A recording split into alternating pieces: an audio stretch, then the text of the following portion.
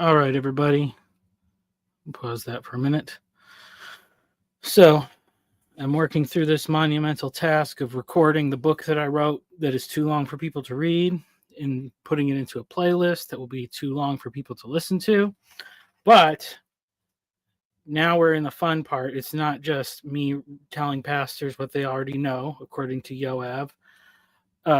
This is the official beginning of what is volume 2 of the hardcover edition that for some reason Amazon did not link the 2 volumes properly, and so some random people bought a volume 1 and some people bought a volume 2 and didn't get the paperback, which I tried to encourage people to buy because it's the whole book. The only reason why this is 2 books is because of the size restraints of the Amazon publishing on hardcovers. So what I'm going to try to do is I'm going to read this, and hopefully, like I did the other day, I'm going to read this, and hopefully I just get through the text in its entirety and well enough so that I can come back and edit it later and make a coherent recording of the text. But this half of the book is where all the wild, crazy ideas are. And it's, a little bit of hot takes on Tolkien. Maybe not the most controversial in the world, but I'm sure the diehards will not agree with me. So that being said, I'm going to get started, and then at some point I'm going to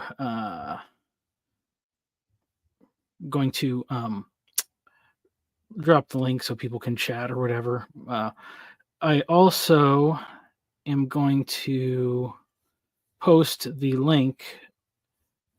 Let's see. I'm going to post the link to my channel in case you are watching this on Jacob's channel. I'm trying to get my view counts up so that I can become a professional grifter, and that means that watching on Jacob's channel doesn't help me at all. So watch it on my channel, and then at some point, I don't know if I can. I think I can. Can I? Yeah, I think I can just quit his channel at some point. So let's see. Actually, I wonder if I can. Mm-hmm. I'm going to change the title on Jacob's. I don't know if this will work wrong, but.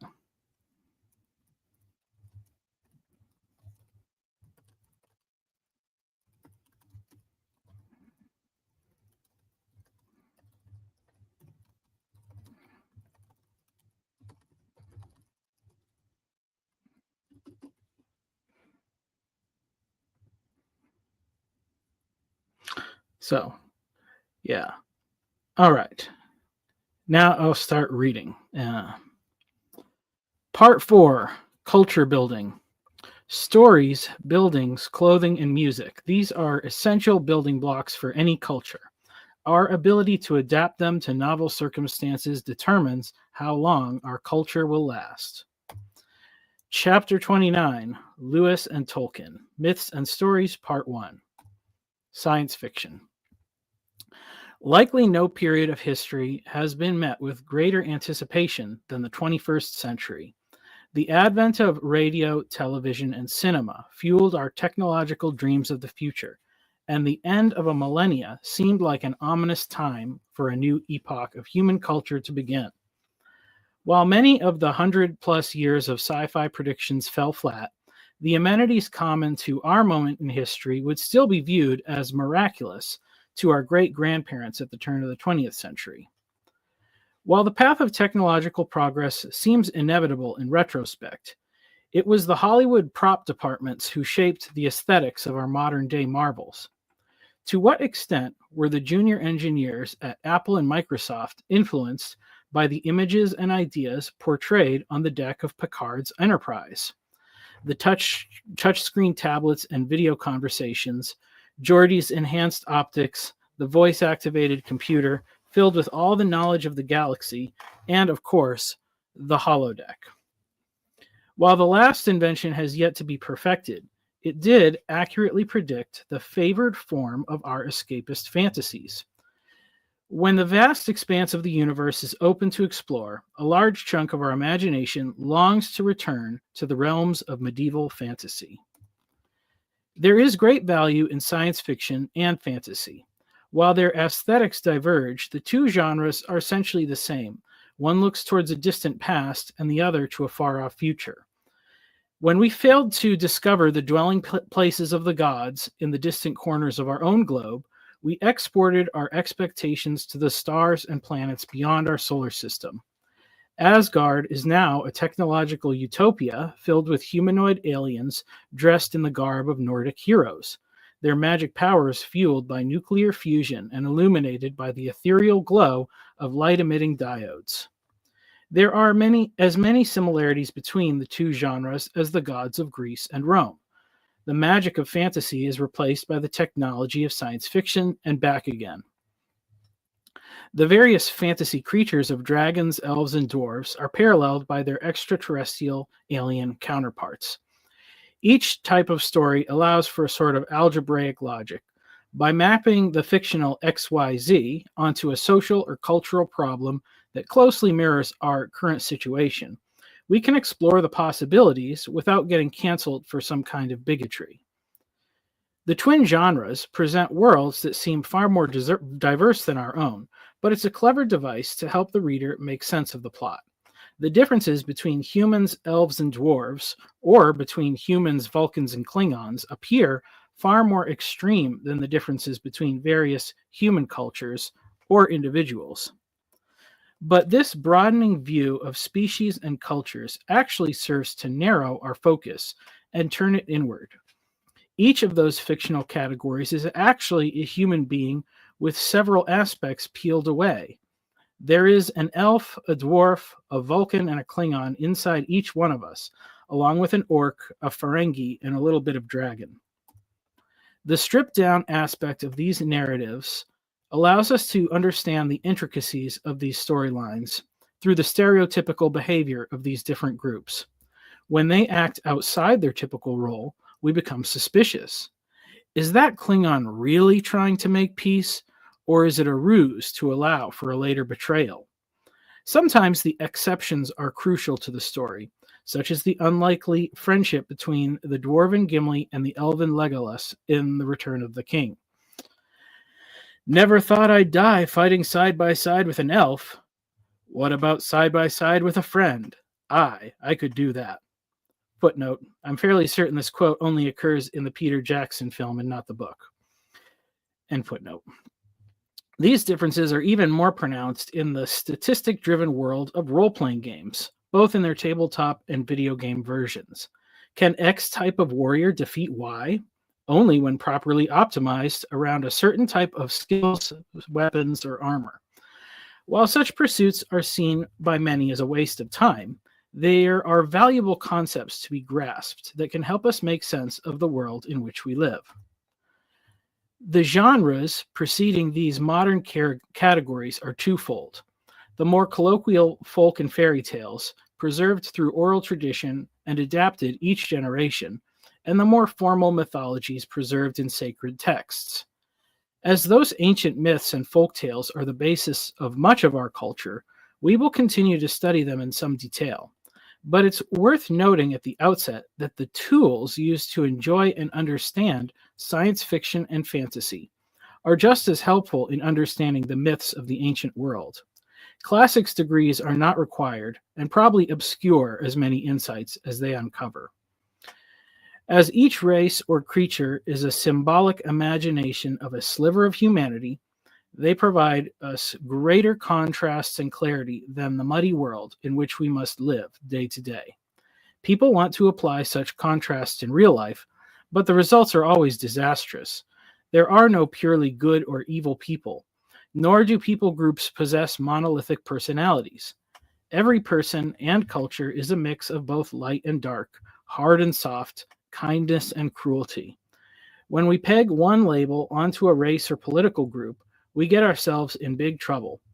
We cannot reduce reality to the clear contrast of fan fiction, but we can use the tools available through fiction to sharpen our perception of reality. Okay, so that was the little introduction on science fiction and fantasy. Let's see what we got here. Yon God saying, don't forget the neon glows which preceded the light emitting diodes. Yeah, that's true. All right, so let's get back into it. The Lord of the Rings. The aforementioned friendship of Gimli and Legolas comes from the most popular work of fiction in the 20th century, J.R.R. Tolkien's epic fantasy, The Lord of the Rings. The three-book saga of Middle-earth built upon the world and characters previously introduced in the shorter adventure, The Hobbit, and contained a variety of unique cultures and creatures with their own highly developed languages, real languages with syntax and grammars built off of Tolkien's expertise as a philologist. The medieval-looking map contained within the book was detailed enough to be of use for serious navigation, yet it was archaic enough to appear as a relic of an earlier age. The map not only allowed a reader to track the progress of the characters as they made their way through the world, but also provided hours of imaginative speculation for the reader, as many of the places detailed on the maps made no appearance in the body of the text. The Silmarillion, a posthumously released collection of writings based on Middle-earth, expanded this world both back in time and towards the edges and outskirts of Middle-earth's geography, detailing the partially finished mythological origins of his world and its inhabitants. This work, and other subsequent releases of unfinished tales and alternate accounts, allowed later readers to fill in the mosaic of the bigger world and compare it to our own. The saga inspired many imitators, though few came close to equaling the narrative depth or internal consistency of Tolkien's story. Though many writers produced longer sagas, none could capture the feel achieved by Tolkien through the intense research of real ancient languages, myths, and histories. Tolkien's work was not crafted out of a desire for fame or fortune, but it was a true labor of love, an imaginative and speculative outgrowth of his scholarly efforts as a professor and philologist. Thankfully, his friend and colleague C.S. Lewis encouraged him to share his stories with the world, and they have been inspiring people ever since they were first published 70 years ago. Though the official lore of Middle-earth is rather small, the real-world myths and legends from which Tolkien drew his inspiration infused the work with a spirit of authenticity. Tolkien and Lewis both rejected the type of reductionist thinking that emerged out of the Enlightenment and the higher criticism of mythologies introduced by thinkers like Schleiermacher. They believed that there was real truth preserved in the ancient stories, but it was encoded within a very different methodology than the systematic method of conveying facts and data through the scientific lens. The clear fact that Tolkien's world was a work of fiction worked to disarm people of the skepticism that had so infected the modern world. A fantasy story, written for entertainment, was not going to be passed off as a work of history, nor would anyone worry about its factual accuracy. Thus, the many defense mechanisms that people would employ before reading a work such as the Bible were set aside when reading The Lord of the Rings. The result of this was that the fictional world of Tolkien served to bring back what had been lost in the lives of modern man when myths and legends were discarded as primitive and false. The books served to help people make sense of the lives they lived, and in many ways provided a bridge between the modern world in which people lived and the places where ancient truths were still valued, the church. Tolkien's work communicated with people on a deep level, what psychologists would likely call the subconscious, though Tolkien would have protested the use of such a term. On the other hand, his great colleague Lewis worked closer to the other end of this bridge, writing children's books like The Chronicles of Narnia, that portrayed clear representation of Christian themes in an alternate world. Their two interpretations of how the eternal truths of the faith they both held, though in different manifestations, met in a meta-narrative structure that combined all of their own works of fiction with the myths of antiquity, the sacred texts of Scripture, without discounting the true discoveries of science. The threads of this tale are densely interconnected. Okay, so that was the part to set the Tolkien fans at ease. Okay. Building the steel man before I tear into my bigger complaints. And it's mostly Lewis is much better than Tolkien. That's my position.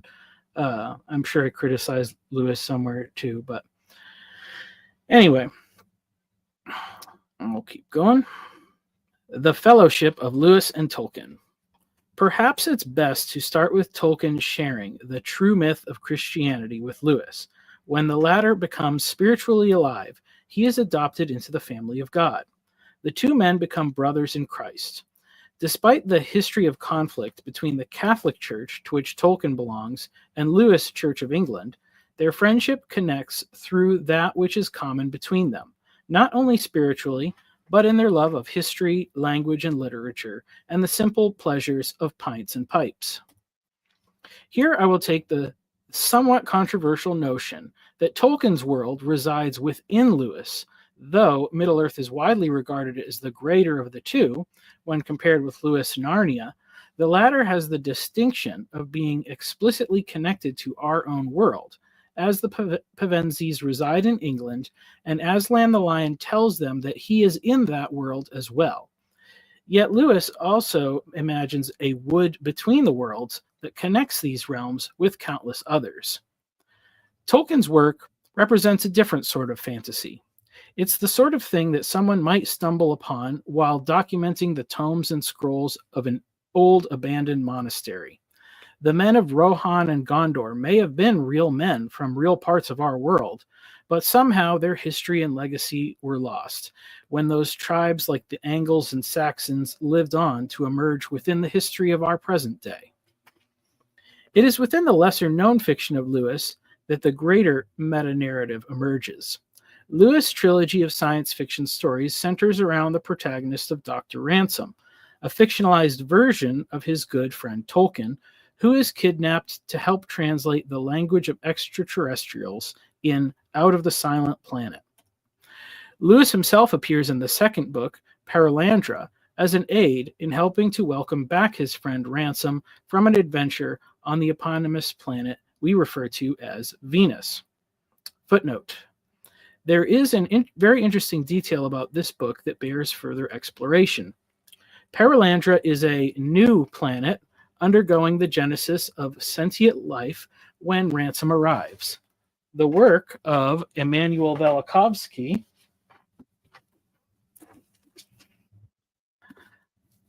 to ascertain truthful observations about the material world through study of comparative mythology led him to make empirically verifiable claims about the planet Venus that were later verified. His book, Worlds in Collision, was published in 1950, but he had previously made his hypothesis known to astronomers and published a paper called Cosmos Without Gravitation in 1946. Lewis' book predates this by 3 years, and although his scientific speculation of outer space seems quite different to what was discovered in the latter half of the 20th century, he may have come to similar conclusions about the planet Venus independently through his own knowledge of ancient myths and cosmology. End footnote. Forgot I'd put that in there. That's interesting. Yet in the third volume, Lewis connects his own work with that of Tolkien's as yet unpublished works, referring to Numenor as the True West. Though this is a different spelling for Numenor than what Tolkien settled on, it's the sort of textual variant that ultimately serves to validate, I guess, rather than refute the likelihood of such a place being real, and Lewis refers to it as another name for Atlantis, the mythical land described by Plato, from which the source of power to travel between worlds in his Narnia originally derives. So there you go. That Hideous Strength. This final work, That Hideous Strength, is vitally important in our present day. In this work, Lewis connects the orthodox Christian doctrines of angels and demons with the ideas of extraterrestrial beings and the realm of magic. He connects the legend of King Arthur and the magician Merlin with the ancient Roman context of Britain, in which such people may have actually lived, yet brings it forward to the scientific exploration of the occult that was prevalent in the axis of evil. Many are familiar with Hitler's exploration of Nordic mythology and his use of Indo-European or Aryan symbols, but he was not unique in this area of interest. Mussolini had an obsession with the Roman Empire.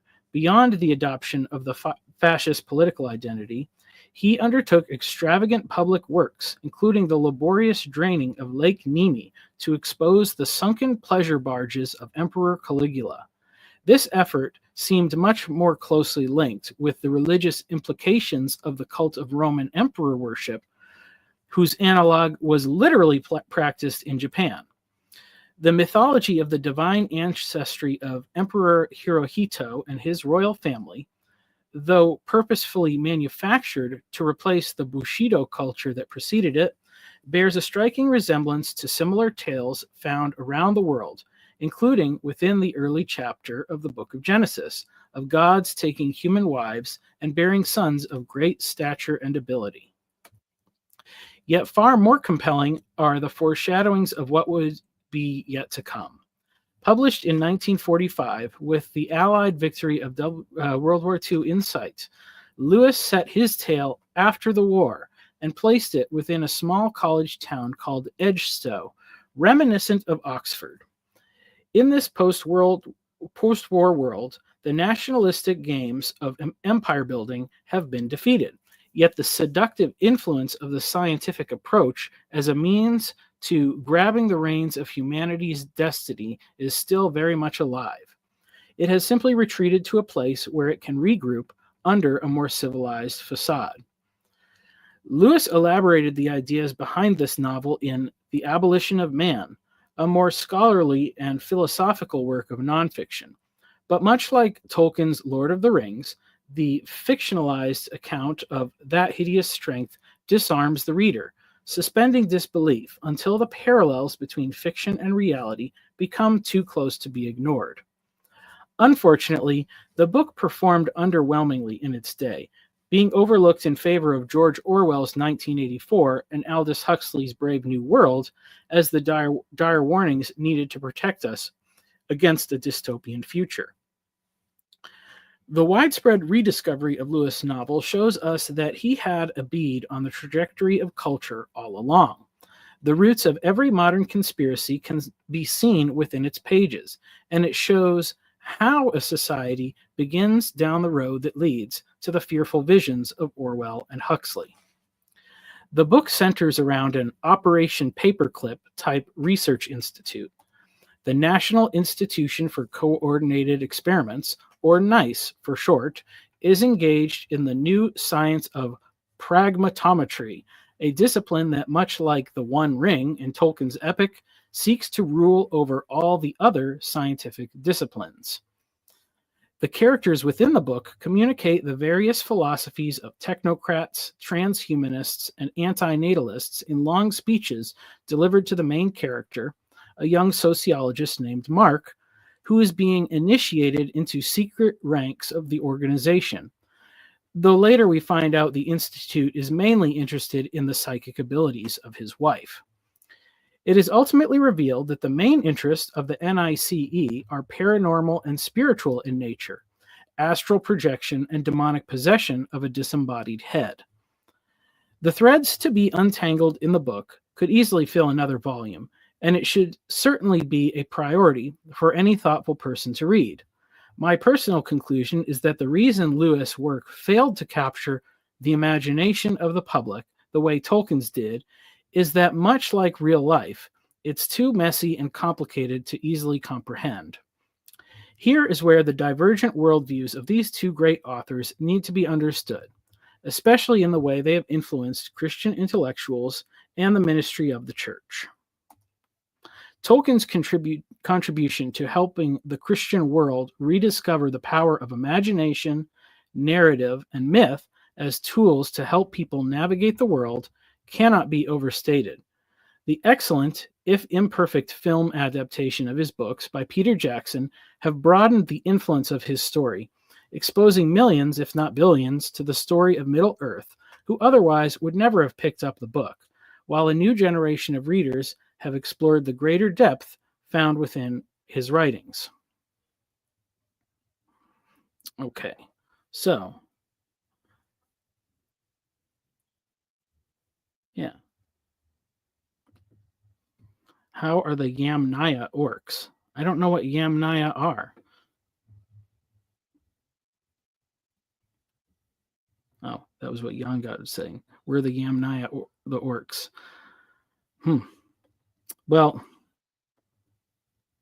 I let it on the chat stream. You can tell me when I open it up at the end of the chapter. So far, I'm pretty happy with what I've written. I stand behind it. I think this is where I get into the hotter of the takes. It's been pretty lukewarm takes so far, I think. Years that divided different worlds. But there is a point at which Tolkien comes up short, not in reaching his own goals, but in bearing the weight placed on his tales by others. The Lord of the Rings leans too heavily on a desire to live in the past to provide adequate guidance for the future. While both Lewis and Tolkien had reservations about effects of things like technology, only one of them offers a sufficient path forward. Both men survived the liminal space between the old world and the new as veterans of the First World War. Lewis arrived on the front lines on his 19th birthday, whereas Tolkien was 24 years old, a college graduate, and a married man when he first stepped foot on a battlefield. A 5-year difference is not so great in a friendship, but as human beings' brain development and maturation concludes around age 25, Tolkien was literally a creature of a different, older world, while Lewis belonged far more to the new. This fact alone may contribute to the curmudgeonly attitude Tolkien presented towards many changing features of the 20th century, including his distaste for the way Lewis smashed together odd bits of mythologies in his Narnia books. Yet there are more details that separate the two men and their view of the world. Though both suffered tragic childhood loss, Tolkien's was the greater. Having already lost his father at the age of 3, his mother's death made him an orphan at the age of 12.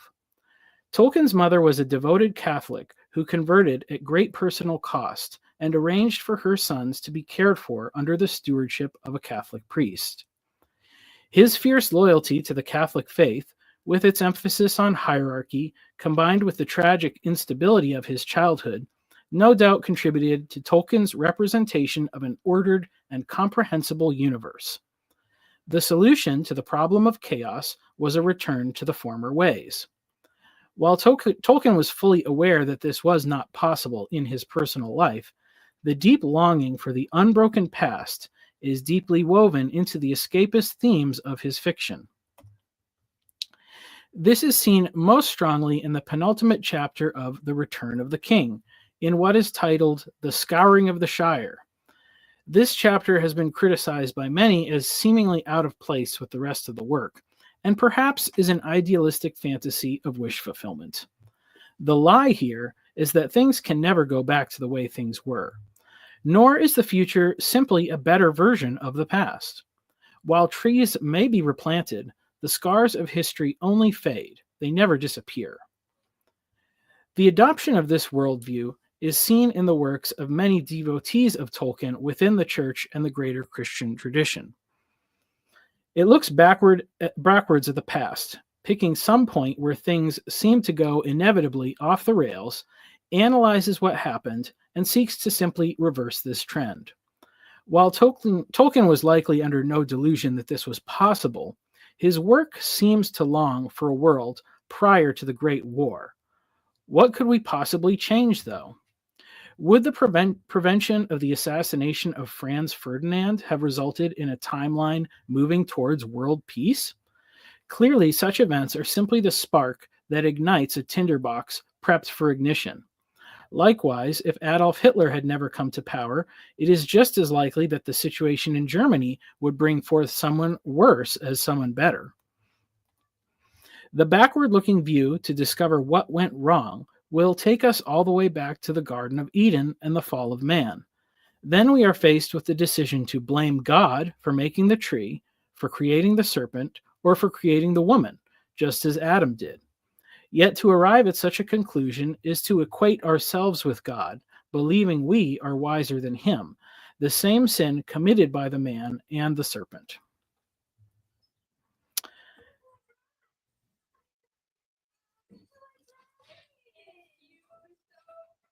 All right, I'm going to pause for a moment, and I will be right back.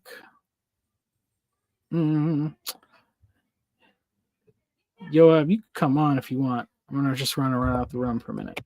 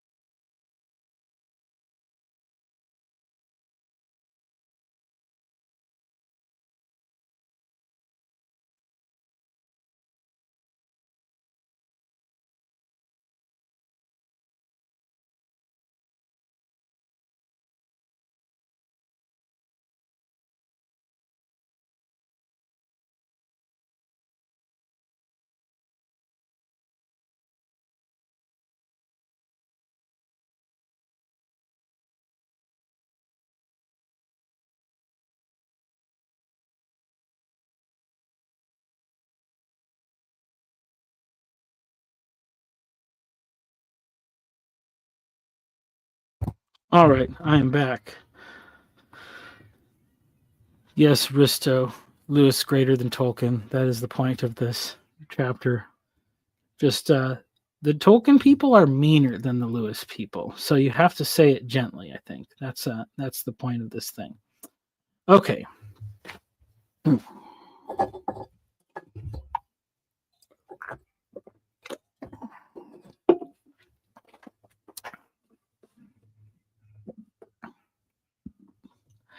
The idolatry of agrarianism.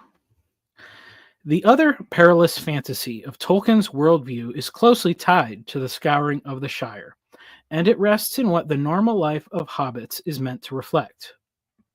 The races of Middle-earth are not perfectly analogous to nations of men, but they are certainly reminiscent of broad strokes of historical groups. The men of Rohan and Gondor represent the fallen nature of humanity, prone to corruption and weak in the face of temptation, while the hobbits reflect a different type of humanity, the simple, humble folk who enjoy their agrarian life. The wickedness of hobbits is equated to nothing more than overeating. Whatever Tolkien's true intent was, the subtle influence of his work on Christian thinkers has resulted in a suspicion of technology as such, a glorification of tradition, both in the low sense embodied by the agrarian hobbits and in the magisterium of the Catholic faith, that fans of Tolkien often explore. The backward thinking is seen in Lamentations that churches no longer reside in beautiful cathedrals, that they are failing because they adopted new forms of worship, and that people no longer value the old ways. Yet all they do in response to these mistaken changes is shake their heads. They are betrayed by the conclusion that these things are obvious, one of the most dangerous words we can ever fall prey to believing, because in reality there is no such thing. I equate this worldview with the Roman Catholic faith because of the simple fact that it has always valued unity over freedom and uniformity over flourishing. This is held in the common understanding that the Reformation was a mistake, that the division of Protestant churches into many denominations is a proof of their illegitimacy, and that what is produced, the widespread access to scriptures, the open table, the priesthood of all believers, is a desecration of the holy, instead of a glorification of the simple. The fundamental mistake here is that when Tolkien depicts the horror of the cut-down trees, it is analogous with the lament of the cathedrals going away. This is an argument that many people misunderstand. The medievalists portray the cathedral as a glorious undertaking, a unified effort of joyful craftsmen building something together for the glory of God. Yet no one who labored with their hands on the great cathedrals of Europe was able to write down an account of what they accomplished, and the reality was likely far closer to the experience of the Israelites building pagan monuments in Egypt. I guess I'm going to wave my hand so I can find this spot in the video, but I guess what I was saying there is no one who labored with their hands was just to say that most of the builders were probably illiterate. So, we just, all the accounts of we get are from the aristocrats. That's what I was saying there. Okay. We like the cathedrals because we treat them like trees that spring up from the ground, and we find them beautiful. It is sad when cathedrals are destroyed, and it is sad when trees are cut down. But in times of war, these are not the things to be lamented. The exaltation of unity and tradition always results in the commodification of human beings. This was true of the cathedral laborers, the crusaders, and the innocent victims of wars waged by men in high places. If Tolkien were honest, and war in his world was waged by men against men, or hobbits against hobbits, Samwise would not think one whit about replanting trees until he found his Rosie. And if Rosie was dead or taken, Samwise himself would fell every tree in the Shire to bring her back. Christ did not die to save a tree. He died on a tree, and the no one should mourn what was lost in the light of what was gained. I don't know what I did with that sentence there. Wars may be waged by nations and powers, but men only fight and die for the sake of people. There is a school of thought that says Adam ate the fruit because he was afraid of losing Eve. If that's true, it was not the wrong thing to do. God took away the garden, but he did not separate the man and the woman. Adam may well have longed for Eden the way that Tolkien portrays the Hobbit's love for the Shire, but God expelled him with the most valuable thing of all. I do not think that Tolkien would disagree with this personally, and I am sure that he would have just as gladly cut down all the trees in England to save his own wife. It is the interpretation of others that misses the mark. There, I gave the people an out. It's not Tolkien, it's the interpreters of Tolkien that take things too far. Humble heroes. To give praise where it is due, Tolkien was right in one very important aspect of casting his hobbits as the heroes of The Lord of the Rings, that their perceived insignificance would grant them a better chance at success than a competent warrior who would become an obvious target. However, while this represents an accurate assessment of the hubris of evil men and spirits, there is nothing within the hobbits themselves that should give us faith that they will emerge victorious. It's the belief in happy endings that carries us through. Such criticisms have been placed against Tolkien by people like George R.R. Martin, who, when interviewed, said the following: Lord of the Rings has a very medieval philosophy. If the king was a good man, the land would prosper. We look at real history, and it's not that simple. Tolkien can say that Aragorn became king and reigned for 100 years, and he was wise and good. But Tolkien doesn't ask the question, what was Aragorn's tax policy? Did he maintain a standing army? What did he do in times of flood and famine? And what about all these orcs? By the end of the war, Sauron is gone, but all of the orcs aren't gone. They're in the mountains. Did Aragorn pursue a policy of systematic genocide and kill them, even the little baby orcs in their little orc cradles? Okay. None of these are questions that Tolkien had any intention of answering with his book. The story was supposed to be seen as more analogous to the Norse myths of Thor and Odin, or the works of Homer, who never told us the tax policies of King Agamemnon either. The mythical simplicity of Tolkien's world is betrayed in the fact that it's almost empty. The visual portrayal of Jackson's Middle-earth seems to reflect the image that the books bring forth. Days and weeks of wilderness separating tiny outposts of civilization. The social strata of Middle-earth are separated in discrete locations, cities of horse lords and kings, hidden elvish enclaves, while the true community of common folk are found in only one place, the Shire. But in attempting to highlight what's wrong with Tolkien's writing, Martin's cynical worldview also misses the mark. His desire to represent the nihilistic chaos of real life in his own fantasy series, A Song of Ice and Fire, resulted in the death of so many main characters that he has written himself into a narrative corner with no resolution. The television adaptation of his series, Game of Thrones, outpaced what he had written in the books and concluded the series with a final season and ending that was almost universally panned. Even though he has a second chance to end his series with strong public feedback, he remains unable to do so.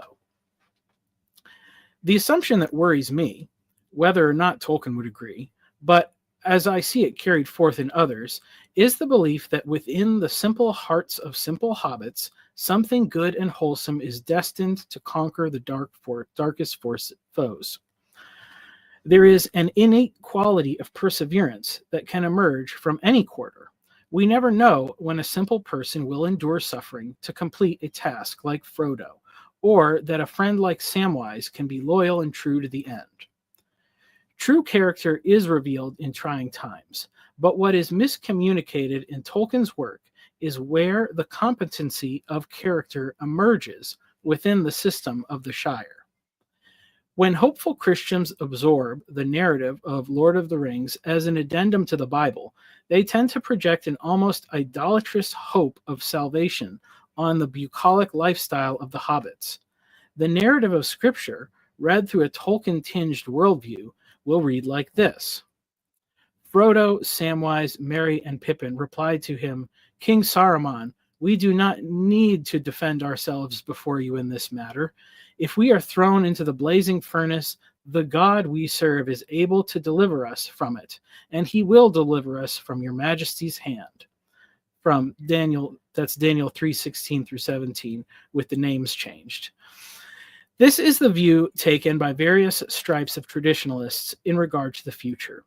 Christians are not the only ones who think this way. The same could have been said by the liberal voters who were certain Donald Trump could not be elected in 2016, and by the conservative voters who were certain he could not lose in 2020. The problem is the adoption of a worldview that does not account for the chaotic unknown, the unexpected, or the immediate triumph of evil or good. The Christian hope is in an ultimate eschatological good, but until the final victory, we cannot afford to ignore any temporary defeats. This truth is revealed in the next verse. But even if he does not, we want you to know, Your Majesty, that we will not serve your gods or worship the image of gold you have set up. Daniel 3:18, emphasis added. We tend to overlook the significance of this verse because, in the story, the three youths are delivered from the fiery furnace. But many more men and women have echoed their sentiment and found no deliverance in this life. For every shire scoured of evil, there may be 100 or 1,000 villages that lay fallow and barren. God did not deliver Latimer and Ridley from the flames, nor did he stop the fall of Constantinople, nor did he stop the purging of Hungary, the Cultural Revolution of China, or the rise of the Khmer Rouge. In the rear view of world history, the peaceful respite enjoyed by the England that Tolkien loved was the rare outlier. If the British good triumphed over the German evil, it was only because they were good and had nothing to do with being British.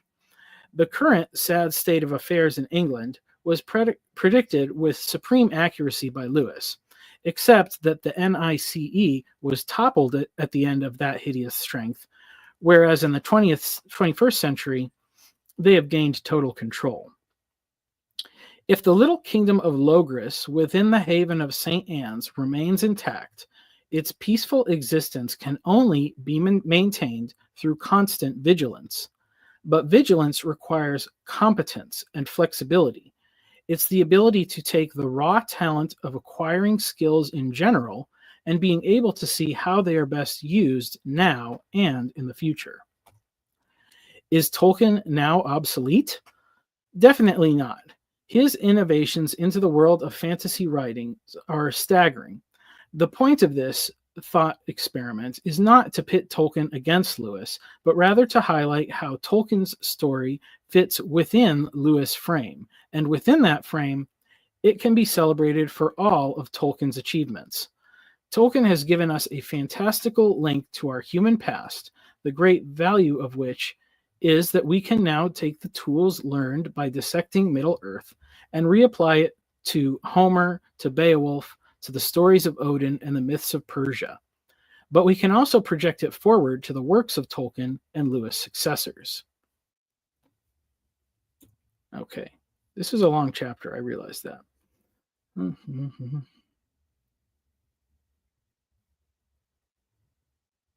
Yeah, I did talk about this in one of the other chapters about the creation of the alphabet being the greatest contribution of the Israelites, which allows for translation in a useful way. Can we apply it to cave paintings? Probably. I don't know. Let me see. What did I say about it? I'm sure we can apply something to cave paintings. It's good that people made them. All right. This was a long chapter. I realize that now. That's okay. Hopefully people will still be around when I finish it. Myth makers of today, architects of the future. Let us return again to the wood between worlds, where we now know connections exist between our world and Narnia, and we can assume that if Middle-earth is not a place in our own past, but another world entirely, then a portal must exist to that world too. In that limitless space, we can connect to Martin's world of Westeros, as dour and depressing as the dying world of Charn, or any other world. There is great value in stories, in fiction, as they provide models and prototypes for how we live our lives.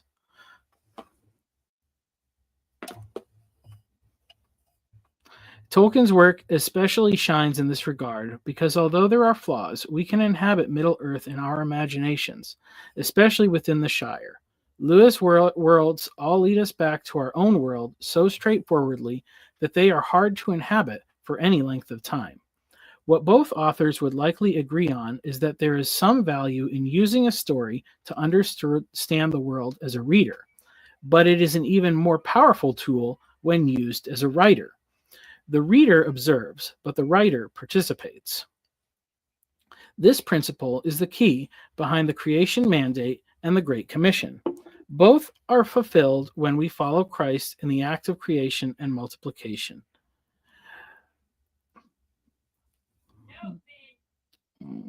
For this reason, the greatest writers of the next generation were not those who emulated the forms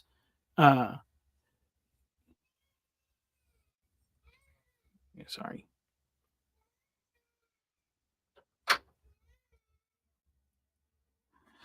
Okay. I'll just start that paragraph over. This principle is the key behind the creation mandate and the Great Commission. Both are fulfilled when we follow Christ in the act of creation and multiplication. For this reason, the greatest writers of the next generation were not those who best emulated the forms created by Tolkien or Lewis, nor were they those Christians who sought to infuse the message of the gospel in a form that would appeal to readers. The best writers were those who succeeded in following the spirit of Tolkien and Lewis. They sought to understand the world through writing. Those who did so honestly would discover that for their tales to accomplish what they needed, they would have to fill the pages with truth about their own lives, their fears and traumas, and to find a solution, an alternative past. They would ultimately need to have their characters reflect the nature of Christ. Though he has been called the American Tolkien, George Martin's unfinished work reflects his failure to do this.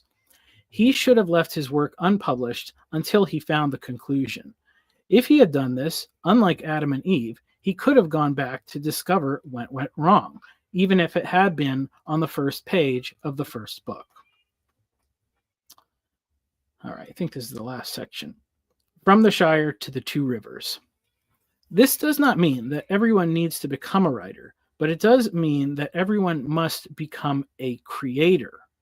If fiction remains entertainment alone, without inspiring change, it's like someone eating the seed grain instead of planting it in the ground.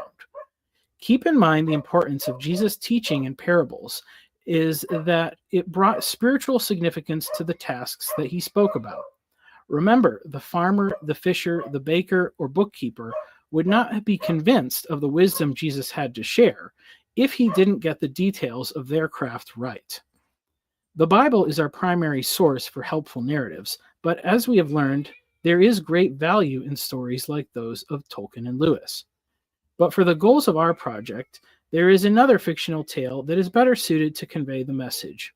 Deeply inspired by Tolkien, Lewis, and a myriad of other sources, the true American Tolkien is James Oliver Rigney, best known by the pen name of Robert Jordan. Jordan's epic fantasy series, The Wheel of Time, spanned a massive 15 volumes, and like Tolkien, required posthumous help to be completed. The ending of his tale was crafted by Jordan himself, and unlike Martin, the path towards that end was clear. The parallels between Jordan and Tolkien's lives are highlighted by the similarities and differences within their works. Like the work of Lewis, the work of Tolkien can live within the work of Jordan, who very much would have seen his world as both a representation of our own past and future, as well as another destination from the wood between the worlds.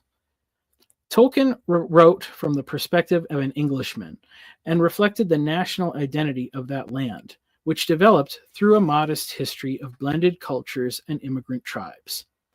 Though the history of that land was shaped through conflicts, the differing factions shared in a greater European identity, born out of the unity of the Holy Roman Empire, and contrasting them with the people on the fringe, such as the Haradrim, reminiscent of the peoples of Carthage, Persia, and the lands beyond. In contrast, Jordan's writing reflects the much broader cultural diversity of America, with many more people of diverse appearance and custom. While the various groups display contempt for groups outside their own, the narrative itself places no hierarchy of values upon the differing peoples. Like Tolkien, he was shaped by the experience of going to war, but unlike the hero's welcome received by veterans of the Great War, he lived through the meat grinder of Vietnam and returned to a nation that treated the returning soldiers with contempt. Both authors' series represent a turning of the age, which comes about through a final conflict. Yet while the progression of Tolkien's ages are presented in a linear fashion, the ages in Jordan's world are cyclical in nature. In this system, there is a possibility of a final conclusion presented, but it seems to be a negative apocalypse, an end of all things. When the series finally ended, some people were upset that it did not provide the type of ending hoped for by some, though it should have been predicted. It provides as much closure as anyone can expect in the story of their own life. The final outcome is perceived through faith alone. A fuller analysis of the themes within Jordan's epic work could become as long as the series itself, if not longer. So I will conclude this discussion by highlighting the one area where I find Jordan's work to be truly superior to Tolkien's: the difference between the Shire and the two rivers. The similarities between the two places is immediately obvious. Hold on, I gotta take a break.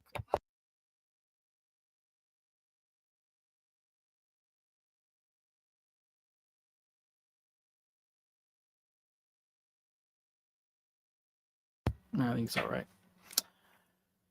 The similarities between the two places is immediately obvious. Jordan borrowed most heavily from Tolkien in the first volume of his series, The Eye of the World, which parallels the narrative of the Fellowship of the Ring. This was intended as an homage, however, it has provided a bit of a stumbling block that has prevented diehard fans of Tolkien from engaging deeply with Jordan's work, as they think it's too derivative. However, if they are able to push through the first volume, they will find a myriad of different branches stemming off of Tolkien's tree, many of which bear fruit cultivated with our 21st century experience in mind, and they all stem out of the culture portrayed in the village of Emond's Field in the Two Rivers. The Two Rivers is a place of humans. Virtually all of the characters in Jordan's work are human. While Tolkien used the creation of many races to bring out differences in human cultures, the trope became overused as people simply tried to imitate the aesthetic style of Tolkien. This is helpful because instead of viewing the distinctive differences through the lens of an innate nature of hobbits, dwarves, or elves, the strengths and weaknesses of various groups come from their cultural wisdom and experience. There are genetic differences, but they are less important to the overall success or failure of the various groups. Going beyond class to culture. As an example of this is the Aiel, Jordan's desert warriors, who are reminiscent of the Fremen of Arrakis in culture, but who are depicted as looking physically like Scottish Highlanders. This means that the Aiel men are among the most physically strong, yet their culture also contains female warrior societies.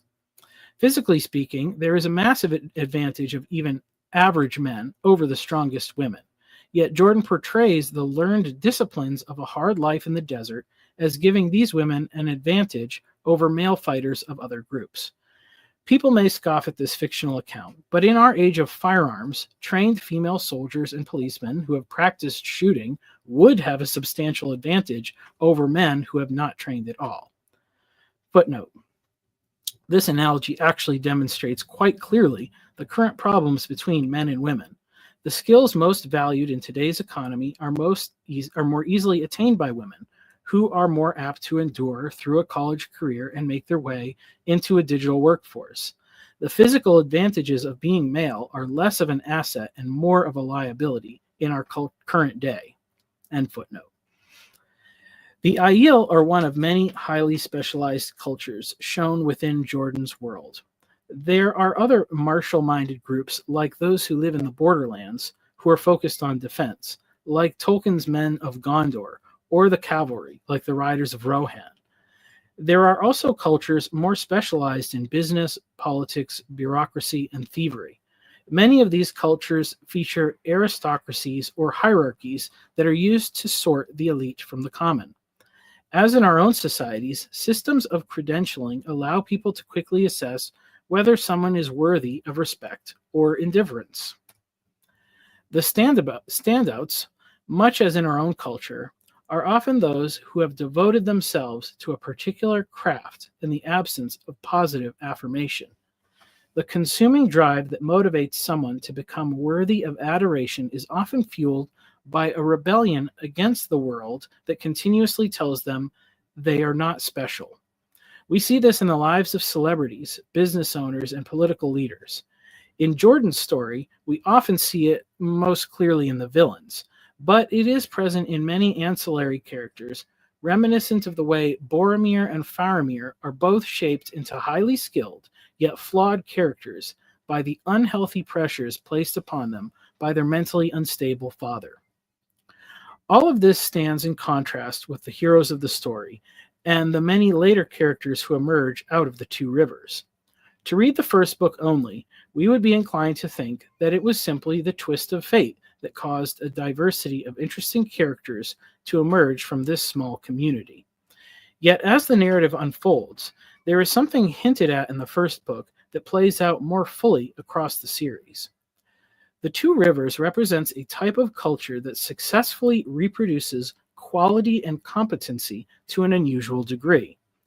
While the rest of the nations praise their superstars in whatever fields of specialization they most value, these simple young people routinely show an ability to outperform the experts. They do not show the same respect for the way that a culture transmits its expertise. They are problem solvers who rely on the analogous wisdom learned through simple skills to navigate the problems they encounter in new lands. Some examples of this are Rand climbing the wall of a palace that no one in the city had ever attempted, simply to get a better view of a procession going through the street. He compares it to climbing the rocks in the woods back home. Matt, who challenges the two best sword fighters in a practice match, besting them both by using a staff that every farmer in his community knows how to wield. And Perrin, who as an apprentice blacksmith in the Two Rivers, shows a higher level of skill and competency than many journeymen in larger cities. These anecdotes are littered throughout the book, but there are also routine examples where, even besides the main characters, an average youth from the Two Rivers is more proficient in archery or working with horses than the best trained soldiers. Their hunting skills make them better trackers and sneakier scouts. But what is most startling about these characters is their relational fortitude. This is, of course, where Tolkien's hobbits also are shown most brightly, in their loyalty towards one another. The protagonists in Jordan's work have times of disagreement, but when they come together, they are stronger for their ability to rely on each other. Someone reading this may be thinking, so what? It's a fictional story. They can make people however they want. But this misses the point, because Jordan provides the receipts as to where this competency comes from. The Two Rivers is an unknown place to most of the inhabitants of the larger world because they do not spend their resources to acquire fame or notoriety. Their goods are of an excellent quality but humble appearance because the investment of their energy and resources is to put into what is truly most valuable, their children. This is a rather unique factor among fantasy stories. With several main protagonists, Jordan highlights the different ways that a community focused on passing on their values to the next generation can adapt to different circumstances. Only one main character, Rand, has a more classic fairy tale backstory. As an infant, he was rescued from a battlefield by a soldier named Tam, who had left the Two Rivers to see the wider world. Tam moved back home to raise the child with his wife, who had been unable to conceive. Due to her own tragic passing, Tam ended up raising the child by himself, with considerable help from those in the community. Though he is separated by great distance, his role as father has an important impact throughout the life of the series. Matt has a rebellious streak, but follows closely in the footsteps of his father, who has a bit of a reputation as a horse trader, but ultimately is extremely loyal to his friends and family. He is like the son in Jesus' parable who says, "I will not," when asked to work, but always ends up going. Matthew 21:28 through 32. His father and some other men set out on a journey to discover what has happened to their children after a long absence of communication, a detail that is not typical of fantasy stories, but rings true of life. Perrin is also portrayed as coming from a healthy and intact family, with many extended family members living on a farm. With so many mouths to feed, Perrin goes to live with the blacksmith and his family in the town as an apprentice. Throughout the series, he refers to Master Luhan and his wife as role models and mentors. The couple seem to put a great deal of effort into helping him mature and grow, rather than viewing him as a source of labor. This shows the kind of responsibility that a healthy community takes in raising up the next generation, even if they are not a biological family. Egwene is the daughter of the town innkeeper, who is also the mayor. He and his wife are responsible for the hospitality of the whole village and show kindness towards outsiders, while exercising prudence in protecting their own from outside influences. Although we do not see as much interaction between them and their daughter through the course of the series, we find out much later on that Egwene has been sending letters back to her parents on a regular basis. The main characters do not represent a static culture. Each of them change dramatically over the course of the series as they adapt to new circumstances and environments. Yet despite these changes, they are able to maintain a connection with the people and place of their upbringing. Despite different characters questioning, compromising, or rejecting certain values they were raised to uphold, they also honor others, including values that are difficult to stick to in our own world, such as abstinence before marriage. It may seem odd to suggest that a fantasy series is the place to find such values, but the fantastic nature helps us to see what is common between our own world and what is portrayed in the book. There are certainly other works of fiction and nonfiction that can provide similar examples. Pa Ingalls from the Little House series is a great example of a good husband and father. Penny Baxter of The Yearling is another figure with much to teach. Yet it's easy to dismiss an example like that as being a product of the pioneer days. If only things were like that now. Charles Ingalls the man would have to make different decisions if he was alive today. But if he had the same character and values, he would still make good choices. The times in which we live have shifted so rapidly that there is no model we can point towards for how to succeed. The path of success that our fathers discovered no longer leads to the same place. By looking at a slew of different stories, fictional, biblical, historical, and in the present day, we can start to discover the true path forward. Yeah. That was a much longer chapter than I realized it was. Well, it's good. It's good that it's out of the way. All right. I'll post this link and see if anybody wants to come in and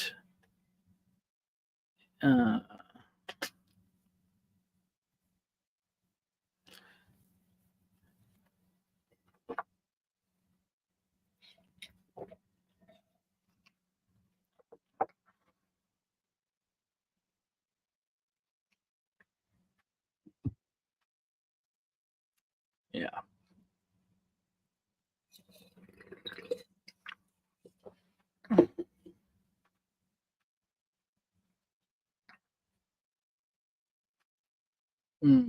Secular Cornism is saying her things. All right. I must have bored the viewers. So I guess I should just start another chapter. Well, I'll give it a couple minutes. Yes. Thank you. Yes, I liked The Wheel of Time. I think it thank you, Yoav. I think The Wheel of Time really did suffer from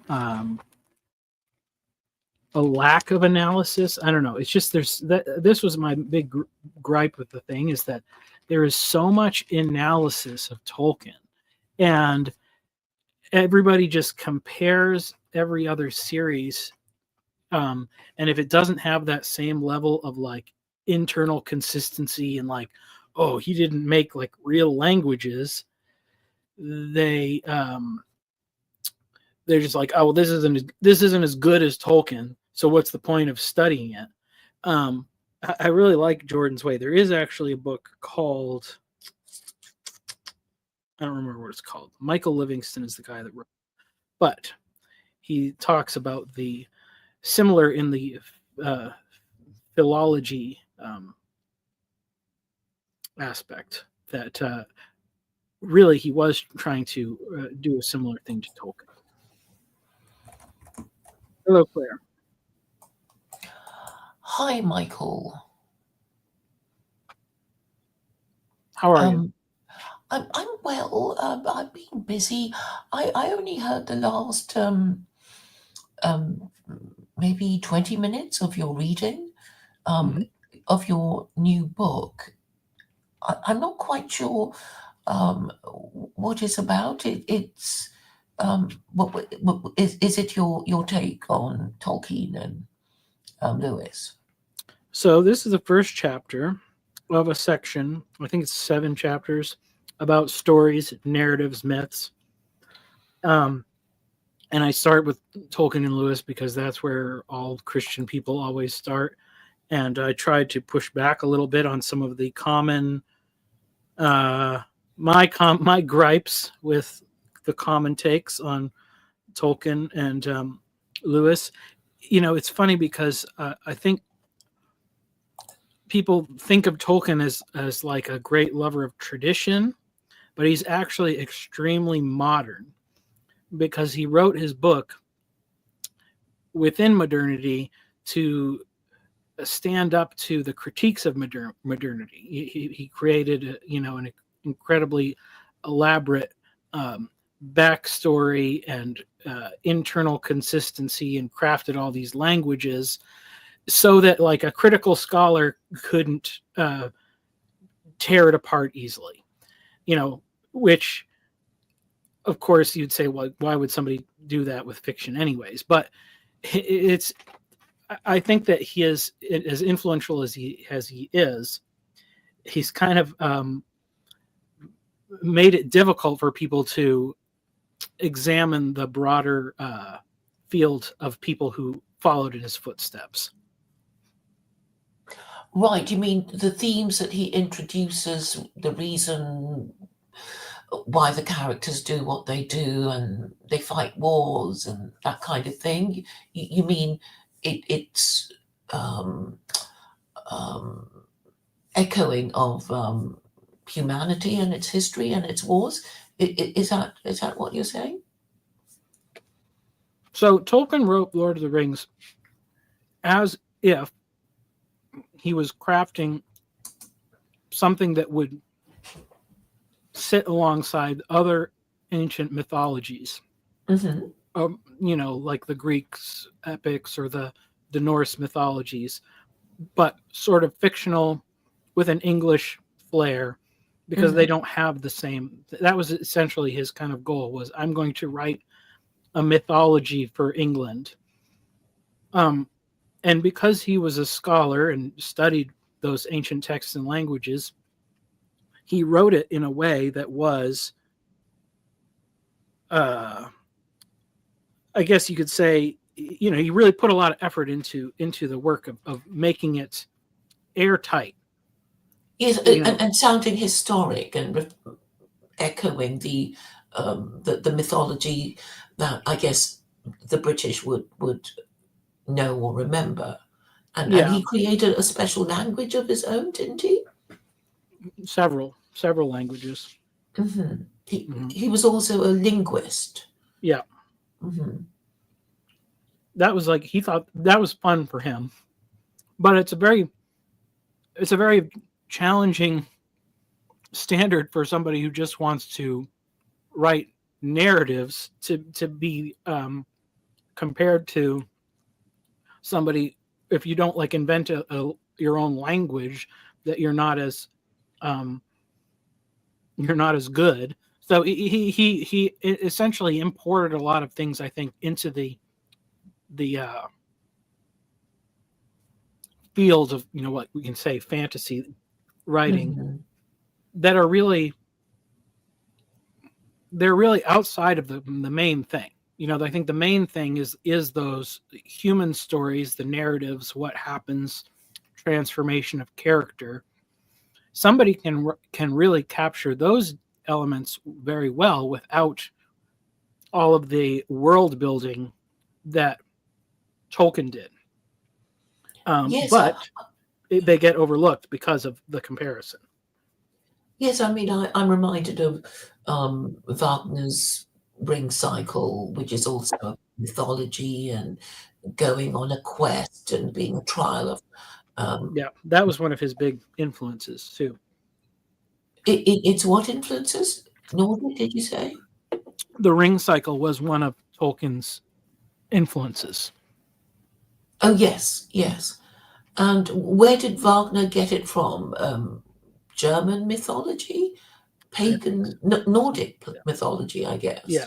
yeah, I think something like that. Yeah, Yes, I mean, I always thought, Valhalla would make sense if you want to foster a cult of the warrior, because Valhalla is the idea that brave warriors, after they are dead, would enjoy um, day after day into eternity, a good day's fighting and returning to an excellent feast after slaying all their enemies. And mm, I guess that would be the glorification of the cult of the warrior, which may explain the success of the Viking yeah. But until it's they were Christianized yeah. as Well, Normans. yeah, and I think um, and that's one of the elements I was critiquing in there in some sense, like because he uses these fictional races, not necessarily as comparative as compare in comparison to human races, but definitely as different human cultures. Um, and and this is what all fantasy and science fiction tends to do. These different cultures are all reductions of what it means to be human.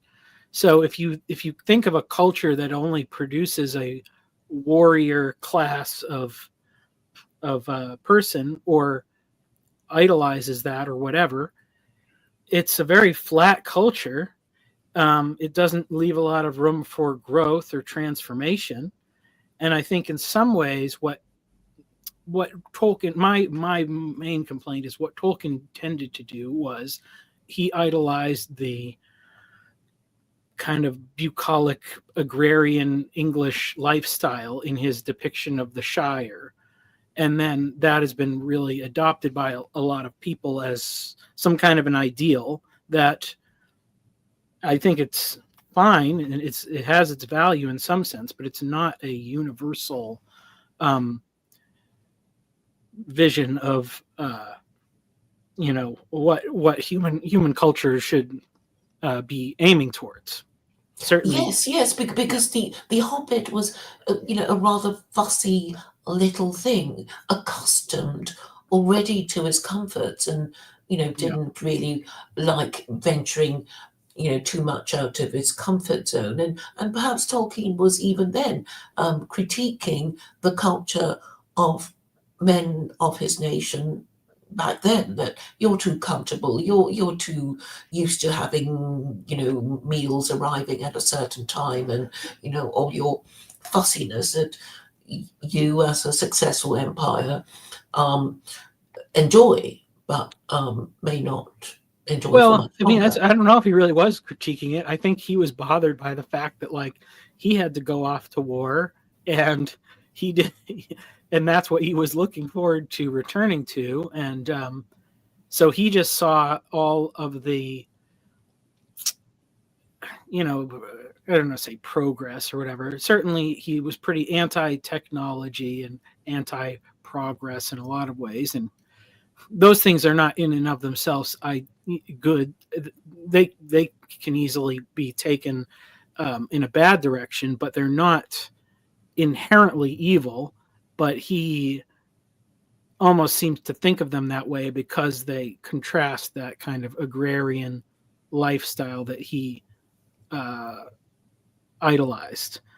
So I mean, maybe he critiqued the culture a little bit in that, like, yeah, it takes a little bit of it takes something extraordinary to rouse the English people to action, but um, he really just wanted to go back to smoking his pipe and reading his books, and Hmm. that quiet life. And I think that is it's an unhelpful fantasy, Mm. especially uh, in our current day. Well, he was being then nostalgic and Yes. and perhaps being unconstructive because we're here because we're here because we're here, and we don't have any time machine to go back to our favorite golden age, and maybe even if we did, we might not find it quite so golden after all. And I suspect that a lot of people who like Tolkien were adults rather than children. Mm. Well, the contrast that too is that I put is between with him and Lewis. He's 5 years older, and they both enter World War One. Starts obviously at the same time for both of them. He's 24. He's already married. Um, and by that time, your brain is basically developed. Lewis was 19, so Lewis I think, very much more integrated the changing world um, within he stood in both worlds. Tolkien was already formed by the old world, and then World War II kind of World War One rather brought an end to that. Lewis, by virtue of being a little younger, maybe, and I'm sure personality difference, he was able to straddle the divide between the pre-world and the post-world uh, worlds. And I think that's reflected in the what I think is more useful about his writing, and why I think it probably um, can be it may endure certainly in usefulness. Tolkien's works, I think, will endure for a long time because they are because of the artistry that he put into it. But it endures like the epics of Homer or the Norse mythology or whatever. People, it's like a thing you go to the museum to look at. It doesn't necessarily, I think, have the same potential as a useful influence in people's lives. But that's controversial. A lot of people will definitely disagree with me in that regard. Well, I suppose it doesn't really teach us any um, lessons other than making these stereotypical generalizations about this imaginary tribe or race or something, and I suppose that there's always this temptation to think that, oh, this group, they all look like this and they dress like that, and their motives are always one thing rather than another. It's a kind of comic book imagery that we want to have, and I suppose that the most primitive um, conception we can have is the video game Space Invaders, because you see these flying saucers, and we know that we're supposed to shoot and destroy them, and this is what we want our enemies to be like, to be Mhm. um, visible, to be obviously different and obviously distinctive. So we know, what to do about them. But unfortunately, real life is very complicated, and there are all these uncomfortable sayings that tell us about the enemy within. Well, and also, I mean, it is just a reductionist worldview because, I mean, if you think about maybe all the colonists or whatever, they just looked at Africa and said, like, Africa is a funny thing because maybe, I don't know, maybe if their people are a little more precise, but like in the United States, people just refer to Africa as if it were a country and not a continent, and Africans as like some kind of a monolithic people group. But the kind of conflicts and differences that arise within cultures, if you're an outside observer, you don't see what the big deal is, but people fight to the death over all sorts of little trivial differences between their tribes. I mean, that was kind of I guess in the biblical sense, the comparison between the Jews and the Samaritans. The Samaritans were the closest culture to the Jews, as they were basically brothers or cousins, but that proximity highlighted the differences, I guess, in a way that made them very antagonistic towards each other. Yes, rather like the religious rivalry between Jews, Christians and Muslims. Could you remind me about what the bone of contention was between Jews and Samaritans? It was about where to worship. On which mountain should we worship?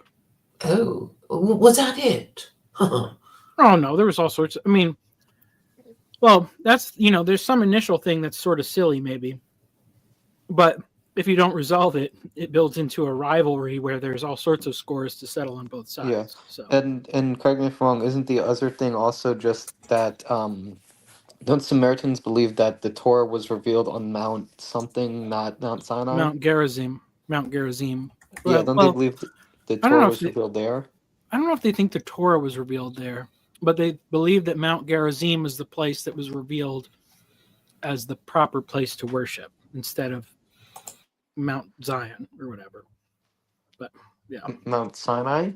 Zion. I thought it's Sinai. Well, Sinai is where the Torah was. I don't think that they dispute where the Torah was revealed, but they argue between Mount Gerizim in Samaria and Mount Zion in Jerusalem. Oh, okay. Yeah. And don't Samaritans also reject the oral Torah? Don't they also reject the Talmud? Yeah, so they have their own version of the Torah, the five books, the Samaritan Pentateuch, and then they don't use, and then they have like their own different version of Joshua, I think, and then they don't use any of the other books beyond that. But they also, because it's like after that split, after King Solomon, that's like, well, that's not our history, that's their history. So that's why because they're more connected with those northern tribes. Yeah. So I think they have other writings and traditions, like they have a history, but they don't consider it all of the same spiritual significance. There's a question in chat. I don't know if it's directed towards you, but it's a nerd question. How does Rand light the pipe at the end? I don't know. That's one of those mysteries. I don't remember what the hypotheses are. I guess it's just the wheel weaving as the wheel wills. Yeah. Sorry, I'm just catching up in chat. Yeah, that's good. Someone's saying Lord of the Rings is boring. Yeah, I think it's kind of boring. Yeah. Do you have a favorite thing by Tolkien? I mean, I like the Lord of the Rings. I think it's good. I just think people just they idolize it too much. It's like, come on, read another book. We've had many books out there, and like, and it's just like the thing of, it's funny. This is why I even say, like, before you decide to critique one book over another, like, you should try writing a story, because then you'll see like how difficult it is, and try to like write something that's original or whatever. Like, it's really hard. So then if you do that, then you have a lot more respect for anybody that writes something that's, decently put together, even if it's not Tolkien. Like, Tolkien just he nerded. He was in like an autistic nerd about languages and world building and cultural stuff, and he made like the most ridiculously overcomplicated fantasy book ever. Okay, so your favorite, it would be Lord of the Rings. I don't know. I don't like picking favorites, honestly. I guess you could Okay. say that. Sure. The Because Lord I of the was also Rings going to is ask great. Yeah. who's your favorite English author between Lewis, Tolkien, Oh, Chesterton. Lewis. Lewis, yeah. I like Although Lewis. Chesterton does have some good quotes. Oh, sure. Yeah. Um, yeah, I like Chesterton, what I've read of him. And I know he's written a lot of fiction. He wrote, mystery novels and things and stuff. So, Yeah, but Father Brown. yeah.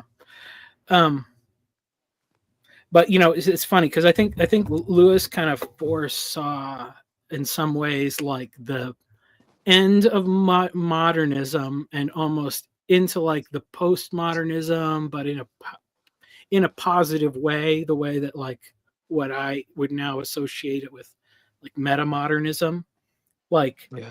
the fact that you can, like the fact that we all view a story from a different perspective. The bad part of postmodernism is like, oh well, you can just use stories to manipulate people and say whatever you want and do whatever you want, and that's bad. But if you go beyond that, then you can say, well, this means that like all of these stories can connect us in some way to Yeah. God or whatever. So, So, so I actually have a question about that, if that's okay. oh yeah, So, correct me if this is mistaken, but my understanding is that the difference between modernism, postmodernism, and metamodernism is that modernism says there's a world of objective facts devoid of values. Postmodernism says there's a world of competing values with no objective facts. And metamodernism says that there's a world of value infused facts. I I think in the meta sense, like the way I see it is, and I think the internet really brought this about. Everything is on the table in metamodernism. Oh, and the strengths and weaknesses of both traditionalism, modernism, and postmodernism are all there for like everybody to see. So, like the problem with modernism is you have to have like the world as this. It kind of needs like a materialist frame. You need to have like a closed universe uh where all of the facts correlate to all of the things, and like everything is knowable. But that's just not how reality is. Like that you can apply that way of thinking to something like a book. Like you could take Tolkien's created world and put it in like a modernist frame, and you can be like, no, only Tolkien can create things within this world. You can't just project your own values onto it. If he'd said something is uh, black, you can't call it white, etc. Because it's like a closed thing. So it's like modernist thinking works within that system. But then if you try to apply that to like the real world and reality, you run into all these problems. Um, and then the postmodernist basically says, hey, yeah, well, look, these things, you have all these problems, so you can't know anything. But it's just using it as an excuse to do whatever they want. Um, and there are some limits to things. So I think uh, I think in some ways the meta modern thing is just to say like okay, these things aren't all like mutually exclusive. Like they all have their strengths and weaknesses, and we can use them to try to like figure out stuff better. Okay, that makes sense. So maybe I was Yeah. oversimplifying it because that's kind of how I was thinking about it. But no, that makes more Well, because sense. yeah, because what was the thing you said? You said what was modernism said there was objective facts with no value. Is that right? Yeah, And postmodernism is value. What was it? competing values with no facts. Right. Okay. So I think in the metamodernist thing, there is objective facts. There is also values.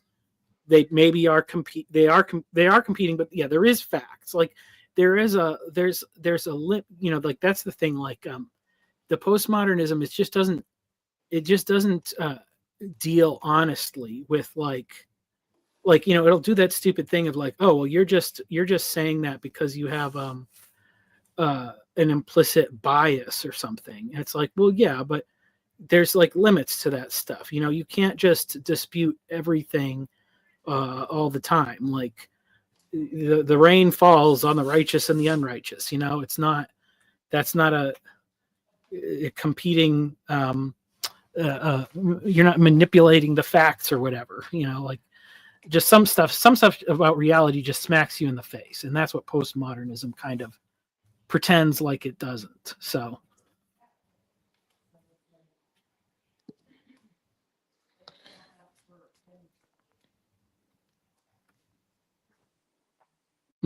Aragorn does not exist.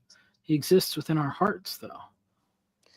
Yeah, I think that might be a reference to Baudrillard's quote that the Iraq War didn't happen, but I could be wrong.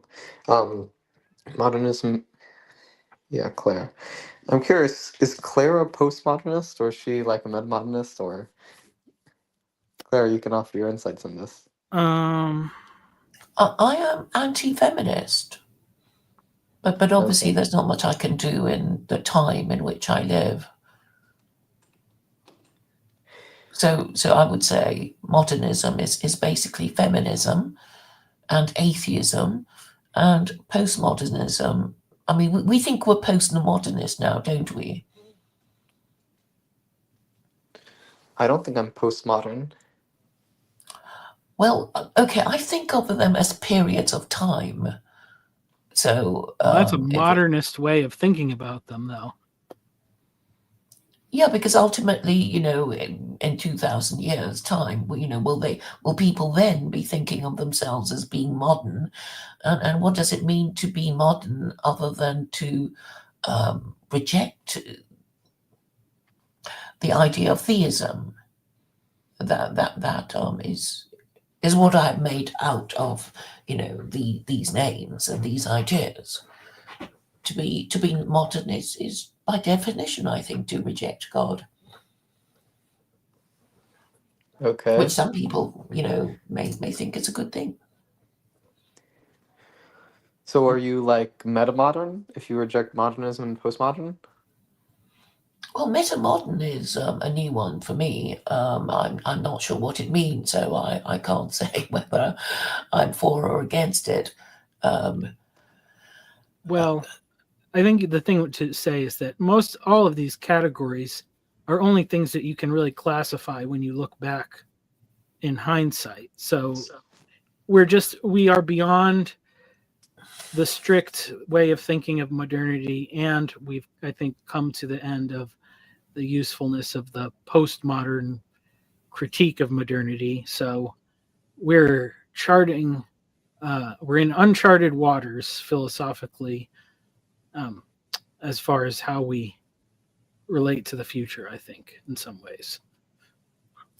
Well, I think it's really to do. I mean, I think it's more helpful if we talk about the furniture in our minds, because obviously in a certain period of time, most Europeans were supposedly pagan, and then they were Christian, and then they were liberal, and then in other parts they were communist, and yet other parts they were nationalist. And if we could make sense of all the conflicts that led to this separation, when once upon a time they were all Christian, we would maybe make more sense of where we are now and how we came to be here. And I think it's because, well, I don't want to seem to be blaming things on America, but surely the First Amendment made America into a land of cults, which is what you are. You even have your own, white indigenous religion that is a category of Christianity, which is Mormonism, and I think all these different religions that come up, but which are not, officially the government religion, causes a lot of divisions and, and conflict within American society. And I guess to go back to the founding fathers, even if a lot of Americans think they may not totally agree with the founding fathers on everything. I think it would be a useful thing to consider what their purpose was, and maybe think more examine more closely why they separated the church from their republic. I don't think it's even discussed in Britain. I suppose the British are. They don't want to talk about losing one of their most important colonies, and so very little American history is studied in Britain.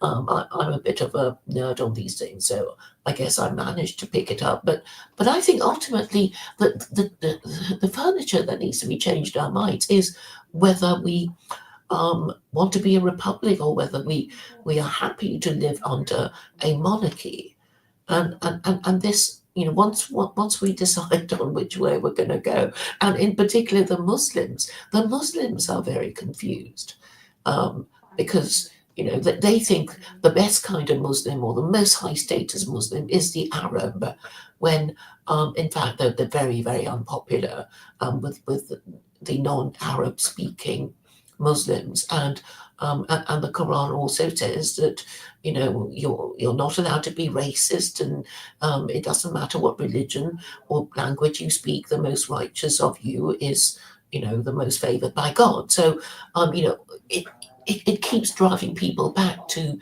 thinking of what their principles are, and I think in a way it makes things simple. It's like, well, what should our principles be, or what should our national principles be?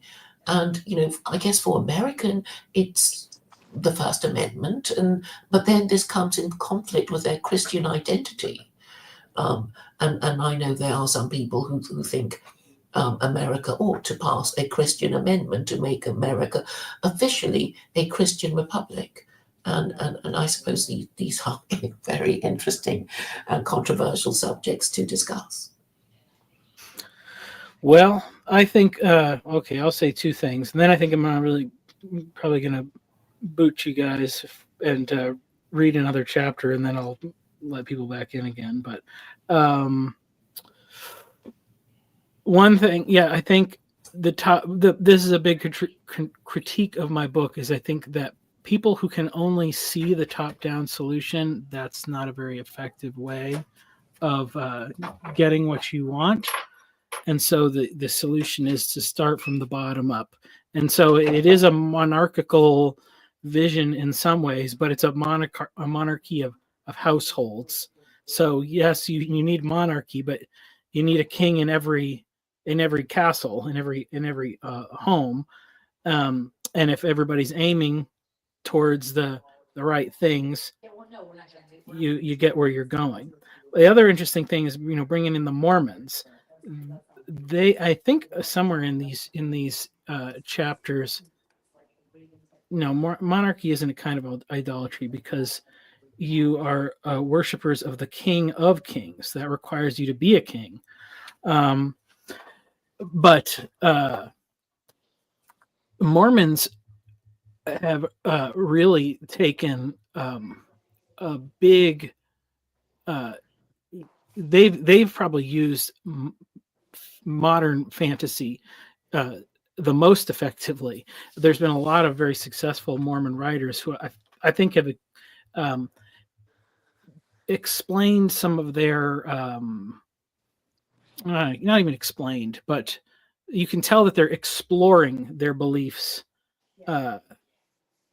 through the writing of fiction and it's interesting. So I even see, because of that, in the public acceptance of Mormon fiction writers, there's going to probably be more cultural convergence in the future. I think we're very close. I think with it's tough for evangelicals, and maybe it is even like one of those Jews and Samaritans kind of thing, because probably the closest cultural group to evangelical Christianity is Mormonism, but those distinct differences are almost like oil and water in some ways. But I think that it should be have your separate places on Sunday morning, but you should work together and maybe consider going to the same schools, or depending on who's in control or teaching it, you craft a suitably neutral framework. But that's one of the ways that they're going. I think they're going.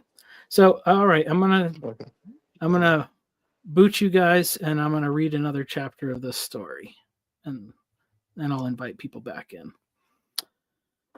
Okay. And this one is another author, lesser known, that I put on here. Chapter 30, Someone to Root For, Myths and Stories, Part 2. My own pathways into the realm of science fiction and fantasy can be traced through exposure to various television shows, movies, and books read to me as a child.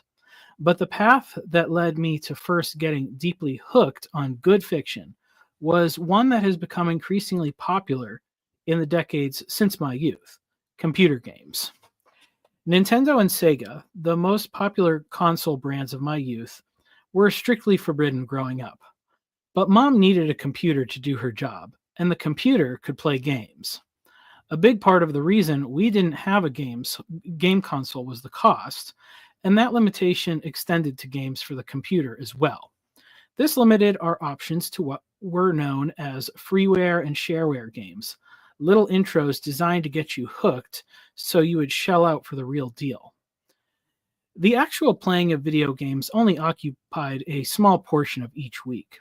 A greater amount of time was spent imagining and fantasizing about playing them, a good part of which was facilitated by a subscription to a PC gaming magazine.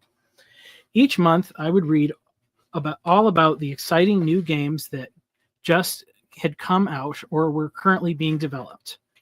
What most excited me, however, was the descriptions of the various demos that came on the CD-ROM each month.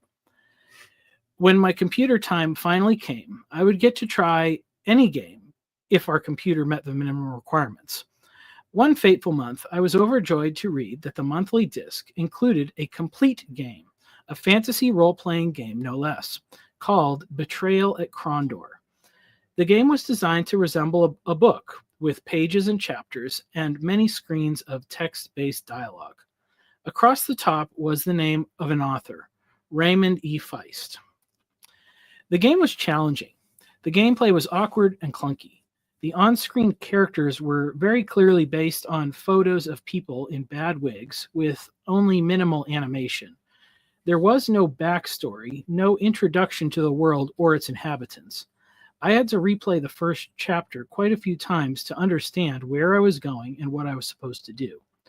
But eventually, the characters and story became clearer, and I was intrigued to find out more about Jimmy, Arutha, and Pug. I tracked down a copy of the book called Magician, and I was immediately hooked. I never ended up beating the game until years later, out of nostalgia.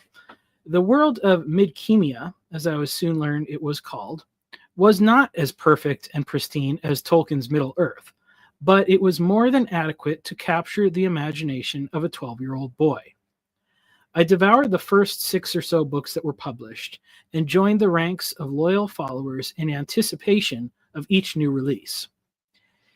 In retrospect, it makes perfect sense that Feist's work would capture my interest. His style suits my taste as I have come to understand it. The opening pages of his book quickly establish a few characters, including the main protagonist, Pug, an orphan boy who falls asleep during a task to collect shellfish from the beach and awakens to a fierce storm. He's rescued by a huntsman and brought to the cottage of an old magician. My father, a Hollywood writer, producer, director, told me when I was a kid, give the audience someone to root for. That's a quote from the author, Raymond Feist. The propensity of adolescent boys to shirk the responsibilities they don't quite understand is a universal theme. While Pug's world is inhabited by castles, magic, and dragons, his experience of a boy longing for a place of his own echoes that of the yearling's Jodie Baxter, falling asleep by the little hidden spring in the midst of Florida's big scrub. In a speech to fans, Feist talked about the mutually creative relationship between authors and readers. I have a firm belief in one aspect of writing narrative, which is that unanswered questions can be just fine as long as they're appropriate and really good unanswered questions. Because the places you guys get to fill in, the places you get to say, I guess that's what happened, is you adding your own little bit of imagination and creativity to the process. So no, not every single thing you can imagine will be answered. And if you send me an email, I will say, I don't know, there are mysteries to me too. Not all writers work this way. Perhaps there are a few who can grasp the whole big picture and drop hints of exactly why every character and scene behaves the way it does.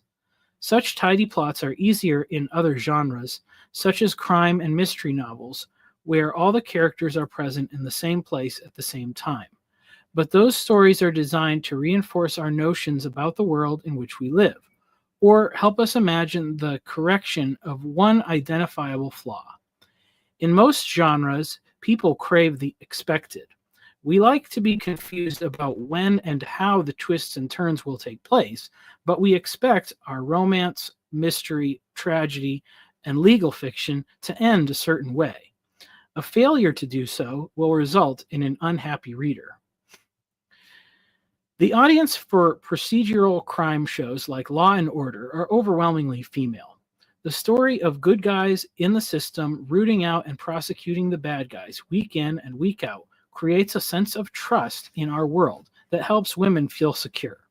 They want to believe that when something happens, the police will take care of it. Stories of corrupt police and prosecutors who undermine their trust in society. Fiction is the antidote to news. I think I did something bad with that sentence. Anyway, writers of science fiction and fantasy don't have the luxury of relying on a story stamped case closed. Their work is a continual experiment in imagination. This makes their task perilous in many ways. There is always a risk that their what if fails to result in a finished story. The most popular published writers often have a stack of such failed experiments somewhere in their past. For the reader, the far greater frustration comes when that dead end arises somewhere after the second or third book in a series. The better the story starts, the worse the crash becomes. After the first wild success of his first novel, The Name of the Wind, in 2007, Patrick Rothfuss released the highly anticipated second volume of his trilogy in 2011. A 4-year gap set a precedent that many authors would be happy to work within. Yet, as of now, readers have been waiting nearly 14 years for the conclusion of his story. He's set a standard of perfection for himself that seems beyond his capability, and at this point, it will truly have to be a masterpiece of fiction to recapture the imagination of his fans. What caused this failure? Why has Rothfuss completed only 2 novels since 2007, while Feist was able to complete 9? I suspect a great deal of the difference has to do with those unanswered questions. In the interview quoted above, Feist named a few characters that were originally intended to be in only one book, but who ended up with major roles spanning many volumes, indispensable to shaping the greater narrative. This can only happen when the author lets go of their control over the story and allows the writing to become a work of discovery. Fractal patterns. In nature, we see the same patterns emerge in many different places, fractal patterns that reproduce the same shape at every scale. The same pattern of divergent pathways is seen in the branching of a tree's limbs, but it is also repeated in the veins of a leaf and the tree as a whole. Strangely, though, the same branching pattern is found in other places as well, in the flow of rivers, in forking lightning, and in our own circulatory and nervous systems. It's a visual display of the telos at work. At some critical point, the flow of water, electricity, or the growth of a tree causes the path to split. Yet these splits are not symmetrical. If the energy keeps flowing, all paths eventually grow and continue to split, but in each instance, the flow reaches a point where it terminates. It could be the end of a leaf, the tip of a finger, or the place where the river meets the sea. Stories have a similar fractal pattern and are similarly asymmetrical. Let's take the example of Shakespearean plays, divided into histories, comedies, and tragedies. There's probably an 80-20 or 75-25 split, where at each major plot point, the story can go 2 ways. Stories flow like rivers. The narrative is shaped by an author pouring out ideas from her imagination and making choices to follow the landscape of the world she is discovering. We as readers or viewers are like travelers in a boat, discovering the nature of our journey as we flow along the currents of the story. Most of the time, the story follows a typical pattern. Perhaps the first split happens at the level of genre. In the first scene, something tips us off to the type of play it is. If it's a tragedy or history, we are following the large branch. If comedy, the small one. History is like a river produced by nature. It may take many twists and turns, and many forks may lead to dead ends, but eventually it ends at the sea, a return to the source of the water cycle, to be repeated in countless variations. A comedy happens when something whimsical forces us off the main river and onto the tiny tangential stream. Perhaps it's a silly bird harassing the traveler, driving him towards the bank. To avoid being caught in the weeds, he is forced down the tiny fork. This circumstance could be classified as misfortune, but because this story is diverted early on, and in such an odd way, we now expect the comedic journey to bring us safely to our destination. The wildest events can occur in comedy, and we fear nothing more than embarrassment for the characters, because our expectations have been set. Tragedies are pulled towards the same main current as history, but in this case, fortunes conspire to keep the traveler from ever reaching their destination. The landscape deceives the navigators. At some point, the broad, safe path of least resistance terminates in a wasteland. The fatal blow could happen at any point, but you often fail to realize the nature of the tale until the final act and scene. The typical destination of a comedic journey is marriage, while the tragedy ends in death. A history contains both outcomes for various characters, while the story itself never really ends. A work of narrative history usually follows the tale of nations and kingdoms rather than individuals, and its comic or tragic nature depends on which side of the border you inhabit. Someone always remains to continue the journey. Science fiction and fantasy, at their best, seek to follow the paths that were left untraveled. Narratives always follow the flow of time, whether it's an alternate past, an imagined future, or the strange discovery of an unknown world, analogous yet foreign to our own. The stories themselves will still follow the same patterns, comedic or tragic, at the scale of individuals, tribes, civilizations, and worlds. Hello, Yoav. Hello. How are you? Struggling with the volume. Is it Try to see if I. you can't hear it good or what? I'll lean into the microphone. Difficult using a phone. I'll change the place.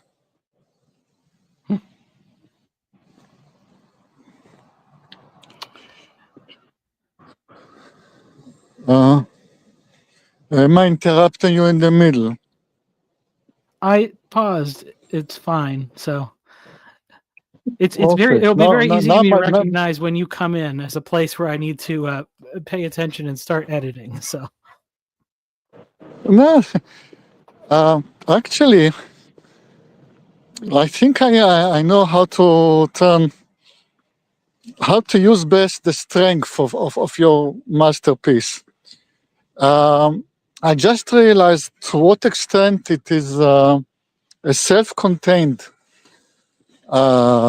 piece, because you're starting to talk about Tolkien, about Lord of the Ring. Everybody knows them, but Yep. you go on and you explain as if I just landed from Mars, and if I don't know anything about, and I think there is a strength to that, and the way to use it is the following. There are AI tools like Notebook LM from Google, and you can upload the book as PDF to Notebook LM, and then it creates a world, and it is exactly what this book is. It's a self-contained world. You don't have to go and look for references elsewhere. Yep. That was one of the goals. Yeah, but but if it's a self-contained world, then it's a large world. But that's okay. Now, when you feed it to Notebook LM, well, first you can ask for a summary, but there is much more than that, because then it's ready to answer questions, and you can have a dialogue with the Notebook LM, and he will answer you based on the book, not on just on general knowledge. Like you can ask the question, how do I educate the young generation to be more self-sufficient? And he will try to find an answer from within the book. Yeah, I know. Yes, you were telling me about it yesterday too. I'm going to do it because I was trying to do that with some of the other ones, and they had difficulty due to the size.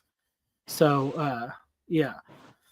Are there AIs? Chat GPT, and I used Grok, and they would give me good summaries up to a point, but then it said like, we've taken too much in for the day, so. Yeah, but it's not only summary will not do it justice. It's the readiness to enter a dialogue based on the input. And I don't know what the limits of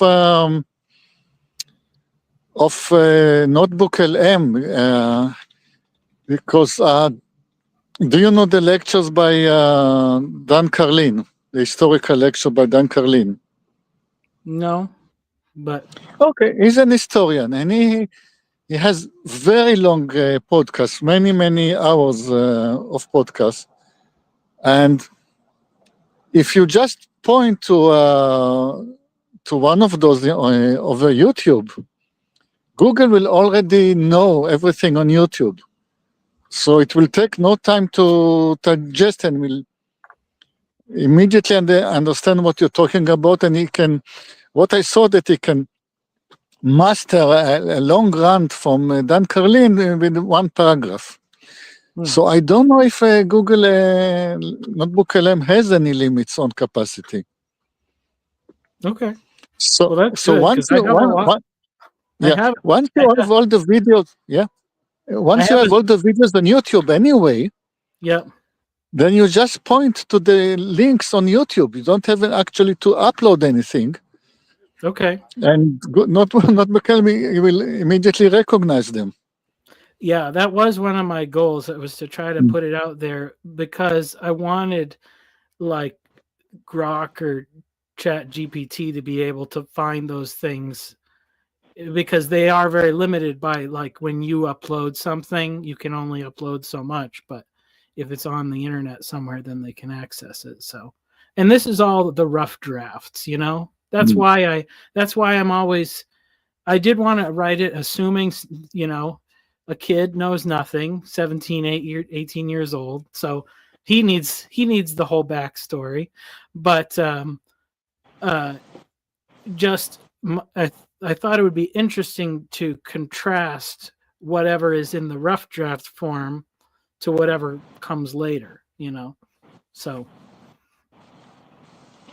I'm curious whether the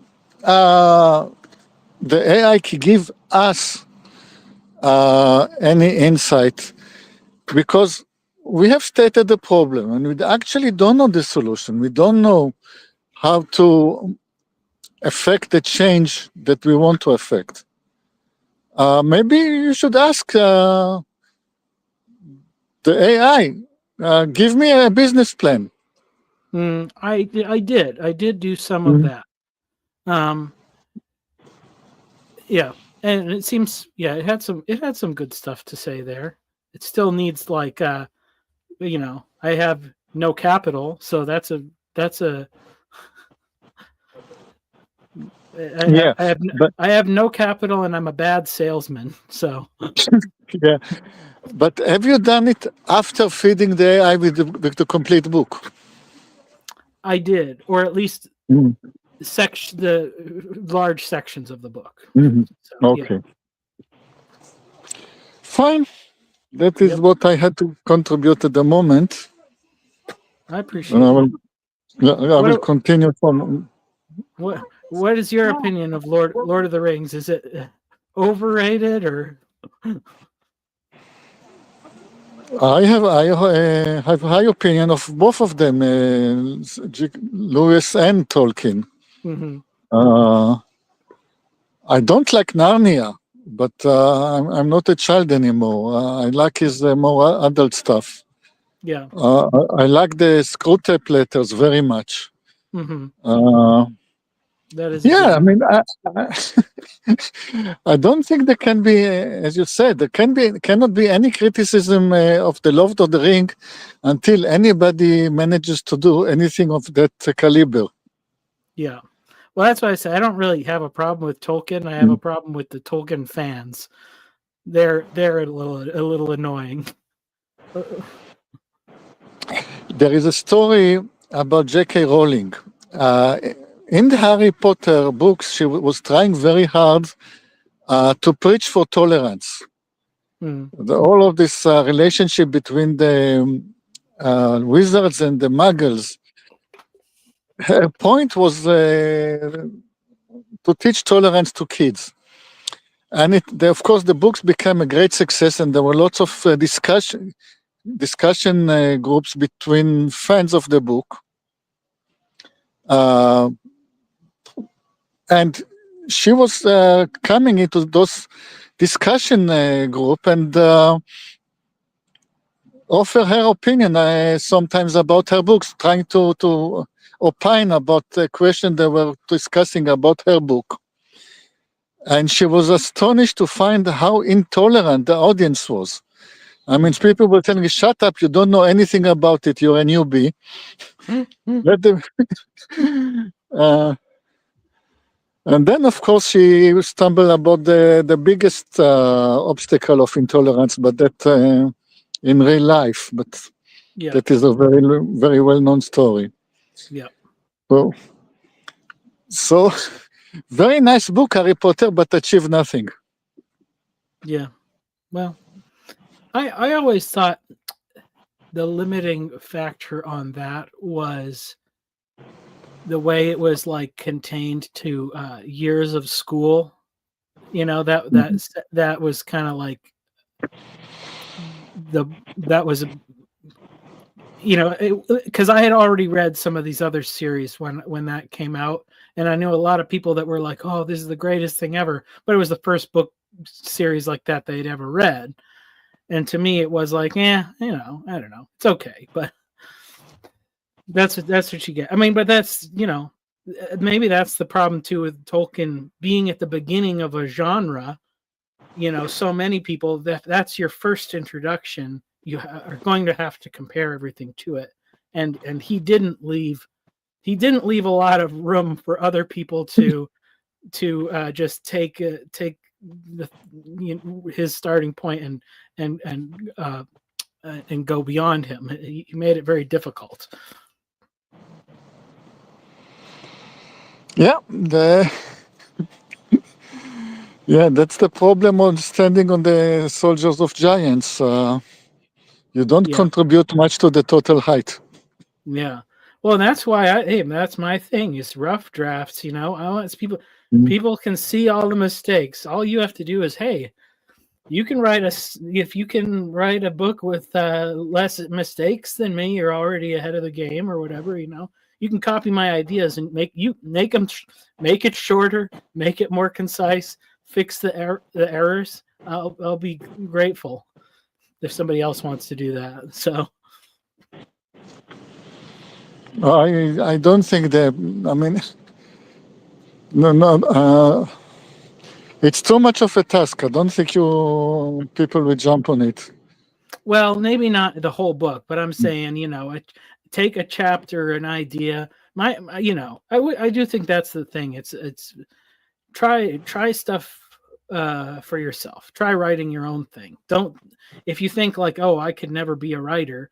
Well, it's like if you think you have to create your own language and build a complete world and a backstory, then yeah, you're going to have a hard time ever getting into it. You have to start with the baby steps. So I want to show people some baby steps, maybe to a certain degree. Okay, let's.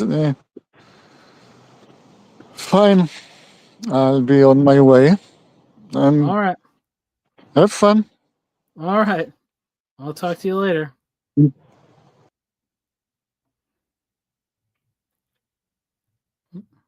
Okay. All right. Let's see. The stories themselves will still follow the same patterns, comedic or tragic, at the scales of individuals, tribes, civilizations, and worlds. I think that's where it was. Okay. An act of pure discovery may not always result in a story worth writing down and sharing. The sitcom Parks and Recreation, set in the state of Indiana, devoted part of an episode to historians of William Henry Harrison, the 9th president and the only Indiana native to hold the office. The shortest presidency in United States history began with the elderly Harrison, determined to prove his vigor, standing out in the cold, wet weather without a hat or coat to deliver the longest inaugural address in history at over 2 hours. He developed a fever and died exactly 1 month later without performing any major executive functions. In the episode, his devotees spend much time speculating on the question, what if he had worn a coat? Given the blandness of his status quo platform in the decades prior to the Civil War, such speculation is not worth much consideration beyond its capacity to make jokes. Yet a more consequential alternative can provide nearly endless speculation, such as Harry Turtledove's Timeline 191 series, where a single true event, the discovery of General Robert E. Lee's Special Order 191 by Union soldiers, does not occur, leading to a Confederate victory in the Civil War. Turtledove traces the what if through 11 novels all the way to the end of World War II. Whatever kind of what if the author seeks to explore, whether technological or magical, the speculation will lead towards paths of comedic optimism, tragic pessimism, or the neutral exposition of both, as different cultures interact with the same set of problems. Yet, just as we live our lives, the author is bound to the choices he makes, not permanently until it is published, but as he navigates his tale, he will begin to discover that some paths lead nowhere, or they only result in tragedy. He has only a few options to bring a satisfying conclusion to his tale. First, he can go back and take a different path. The farther back the problem requires him to go leads to conflicts with the sunk cost. He may be able to finish a different type of story than what he set out to write, or decide that the very premise was not worth the time. If he chooses to persevere, he can become lost in the wilderness, like Henry Hudson, who was unwilling to abandon his quest and found himself abandoned instead. The second path is to embrace the absurd. This is the comedic path, embraced by authors such as Douglas Adams and Terry Pratchett. But it requires early intervention to be well accepted. If the road less traveled isn't taken early on, the reader rejects the unforeseen intervention of fate as the trope of Deus ex machina, poorly executed. It's an amateur trick to end a book. The third option is to change the world in which the story takes place. This is a powerful tool that is exclusive to writers of the fantastical. Yet it also comes at a cost, because the more that world differs from our own, the less we can learn about ourselves. The author must make a decision about the story they wish to tell. Is it going to reflect reality as they perceive and understand it? Something to be discovered and explored as a true pattern emerges? Or will he instead use the power of creative imagination to construct a world that corrects the flaws of this one? In any event, something will change from our world, but the questions are what and why. It's a natural inclination to imagine a world with safeguards to avoid the particular traumas suffered by the author. It's a natural desire to create a world where the limitations of our own world are lessened or removed, whether they are caused by the laws of physics or the laws of society. But as the number of variables changed and tweaked increase, the possible resolutions decrease. Each choice takes the author further down a narrowing path of deterministic outcomes. Lewis saw that this tendency was not limited to the pages of science fiction, but also affected the scientific projects of society and their possible outcomes. Quote, "In order to understand fully what man's power over nature, and therefore the power of some men over other men, really means, we must picture the race extended in time from the date of its emergence to that of its extinction.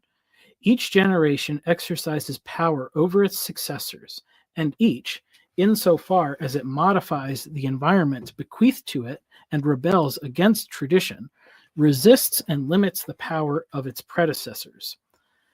This modifies the picture which is sometimes painted of a progressive emancipation from tradition and a progressive control of natural processes, resulting in a continual increase of human power. In reality, of course, if any one age really attains, by eugenics and scientific education, the power to make its descendants what it pleases, all men who live after it are the patients of that power.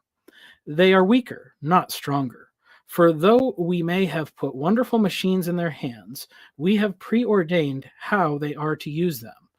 And if, as it is almost certain, the age which had thus attained maximum power over posterity were also the age most emancipated from tradition, it would be engaged in reducing the power of its predecessors almost as drastically as that of its successors.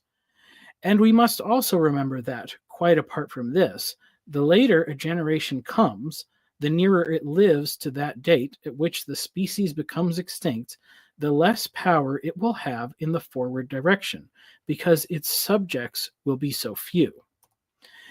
There is therefore no question of a power vested in the race as a whole steadily growing as long as the race survives.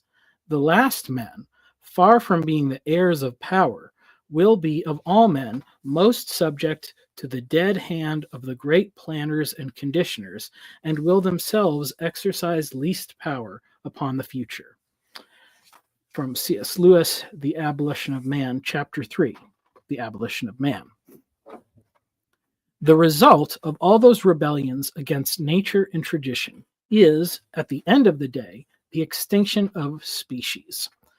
It may be that choices made by humans extend the life of their species compared to some other scenario, but it happens at the cost of other species, and it's a choice to include some aspect of humanity at the expense of others. The genetic tree follows the same fractal pattern as the rivers and the lightning bolt. Once its diversity is lost, its branches become incestuous and infertile. Stories go extinct in much the same way. The author makes choices, perhaps randomly, perhaps preferring one outcome over another, and the possible outcomes become more and more narrow, until the story has one inevitable path. At that point, the author will recognize that path as something with a worthwhile ending or a dead end. The story is unable to generate new ideas or possibilities. Like the last mateless member of an endangered species, it can be fed and comforted for its span of years, but it's already extinct. Story logic. Stories have their own sort of logic. They work like math equations. They follow formulas and rules. Most follow the patterns and rules quite closely. People crave the expected outcome of a particular genre, and if they are upset when things go wrong. If Romeo and Juliet is labeled as a comedy, the logic won't hold. The formula for comedy is violated by their deaths.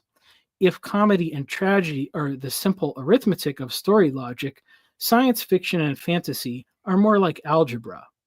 They rely on a certain amount of the expected.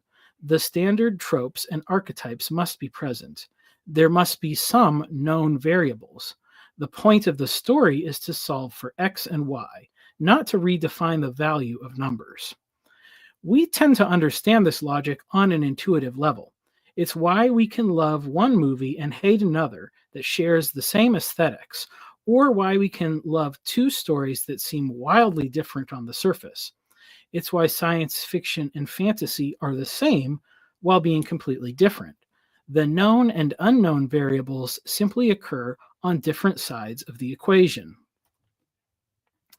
Reading widely can help us sharpen our understanding of this story logic. Comparing and contrasting stories helps us discover what does and doesn't work. Reading analysis of stories takes things farther, and there's no end to that amount of analysis that can be written, a fact readily apparent to devotees of Lewis and Tolkien. But the best crash course in understanding the logic of stories comes from writing them or telling them.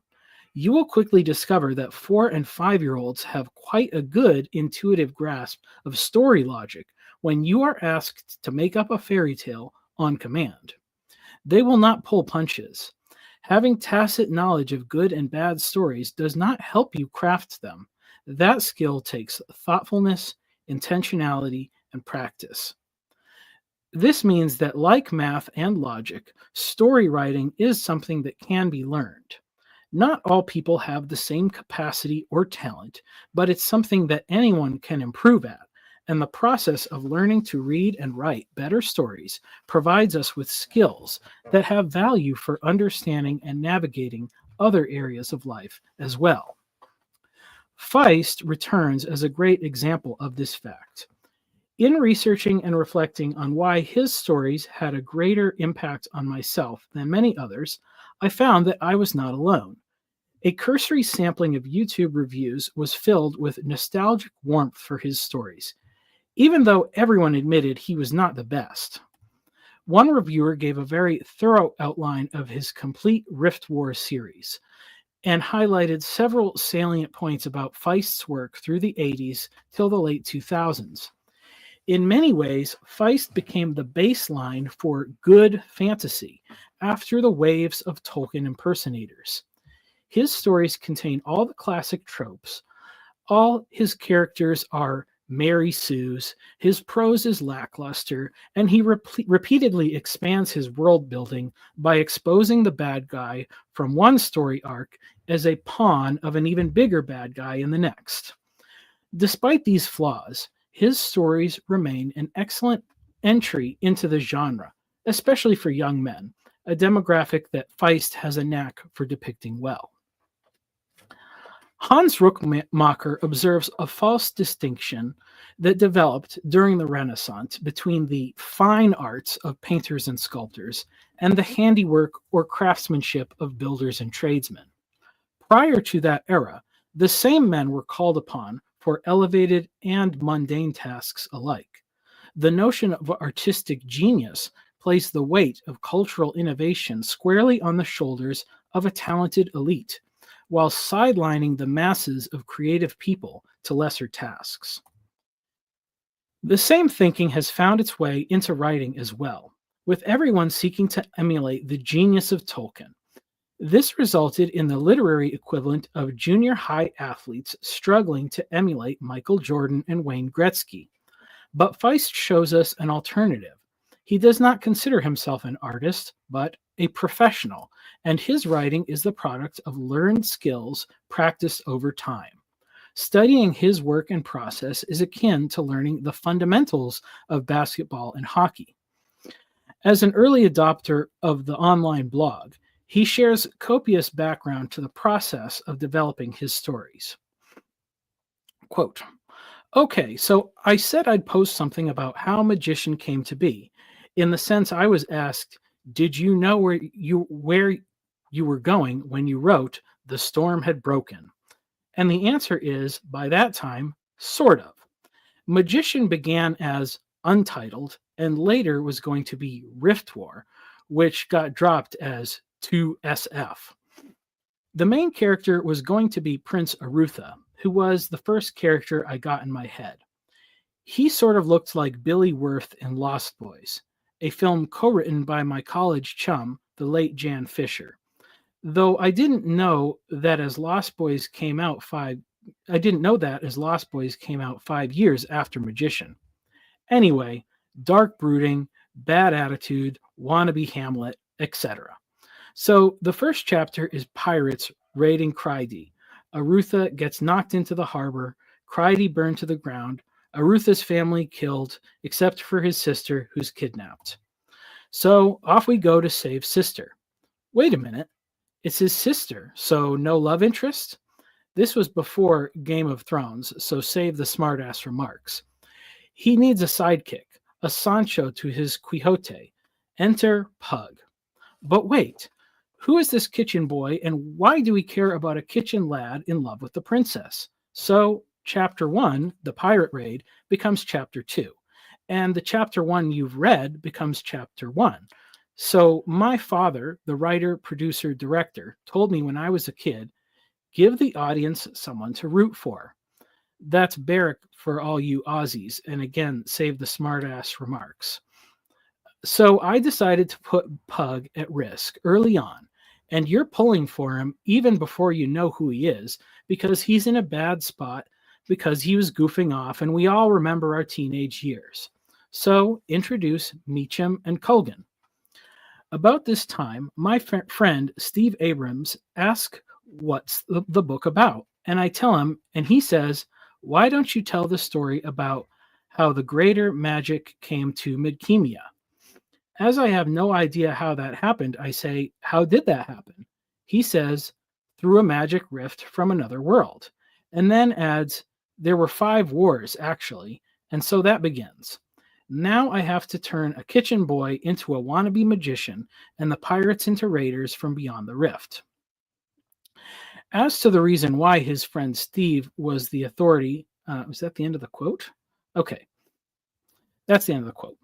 As to the reason why his friend Steve was the authority on what happens in this story, it's because the majority of Feist's work was based on a world created for a role-playing game developed by his friends.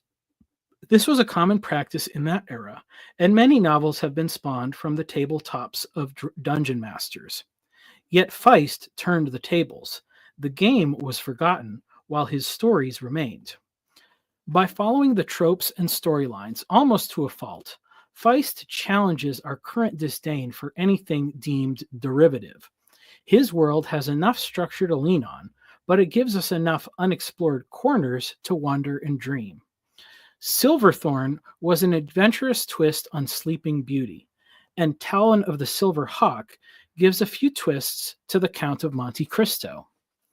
In a Q&A with fans, he was asked about a world and people he had developed for a 3-book story arc within his larger epic.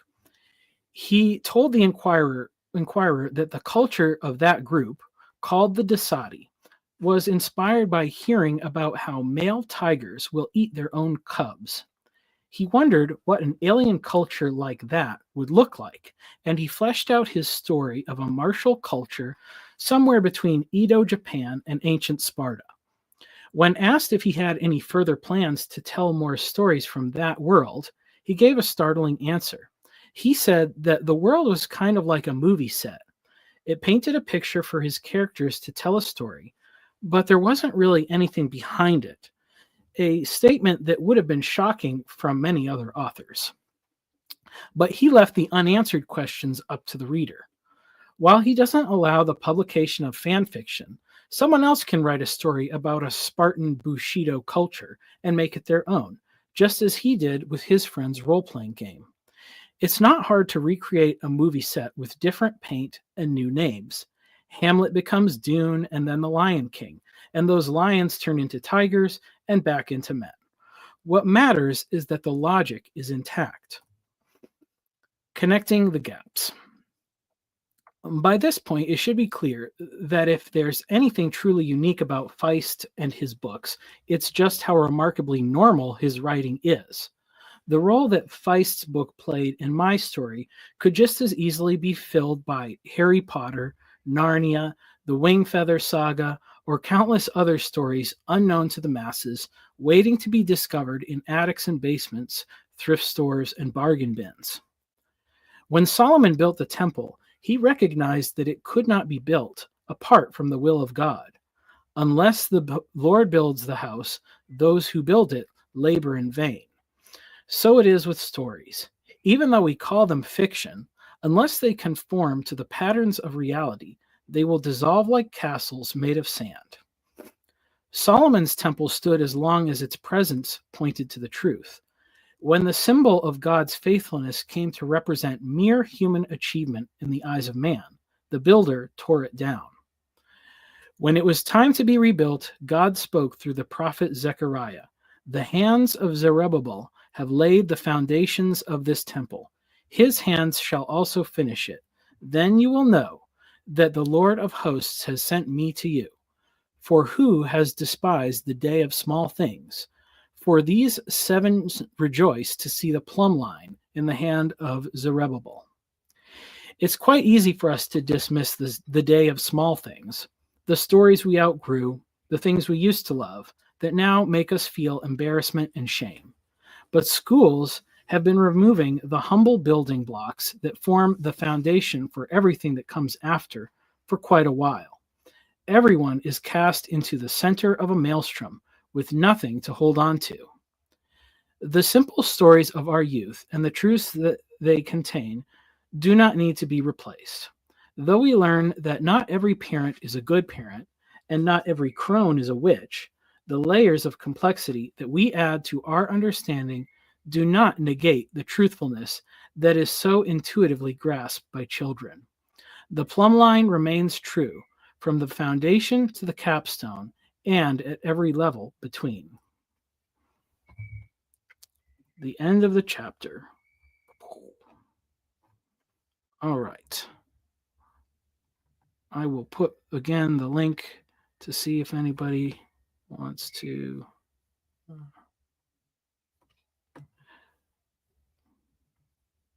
come on in and talk for a little bit. I'm also going to turn on this little space heater that I have here because it is cold in my garage. And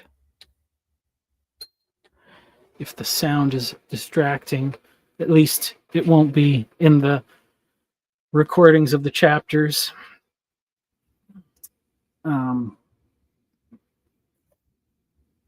Yeah, see what the comments were saying. I knew there was some things in there.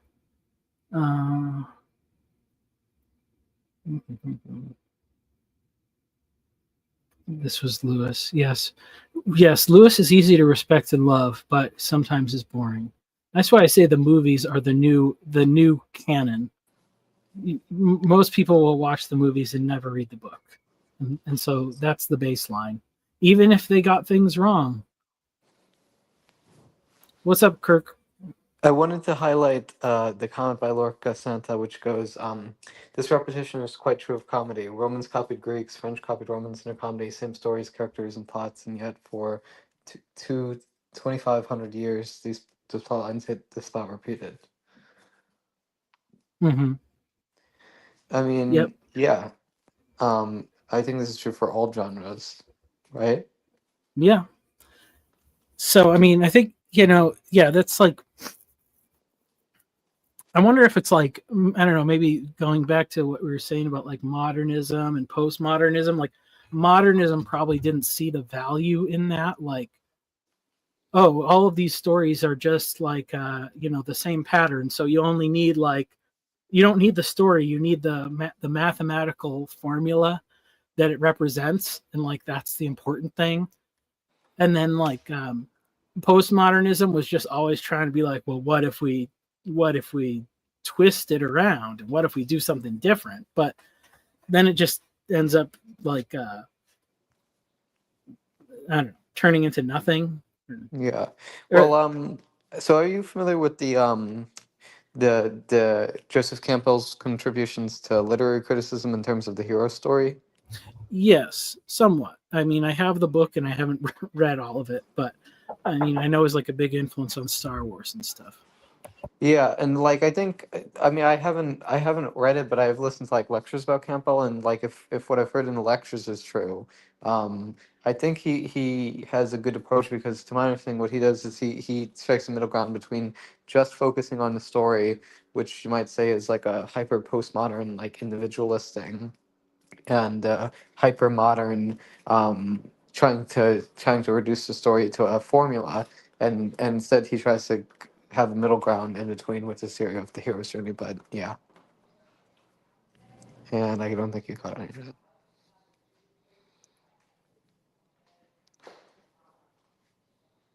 Sorry. Yeah, Joseph Campbell. I know Star Wars was George Lucas went nuts for it. So Yeah, I was just saying that I think if what I've heard from the lectures about his ideas is true, that he seems to strike a middle ground between the modernist insistence on reducing things to formulae and the postmodernist focus on just focusing on the individual story, where he sort of strikes a middle ground between the extreme sort of hyper, you might say, Platonic modernism and the extreme novelist of the postmodernism, by integrating them into the individual story as a manifestation of a broader archetype. And I think I agree with that approach. Okay. Yeah. I mean, yeah, it's always good to have like a middle ground of some point. I think that's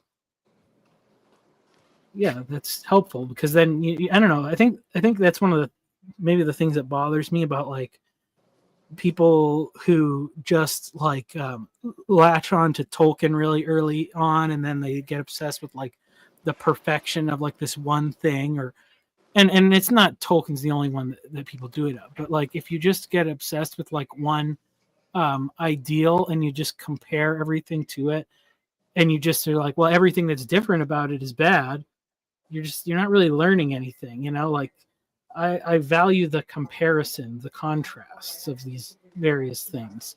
So and even that's why I think a bad story is a really helpful comparison for a good story.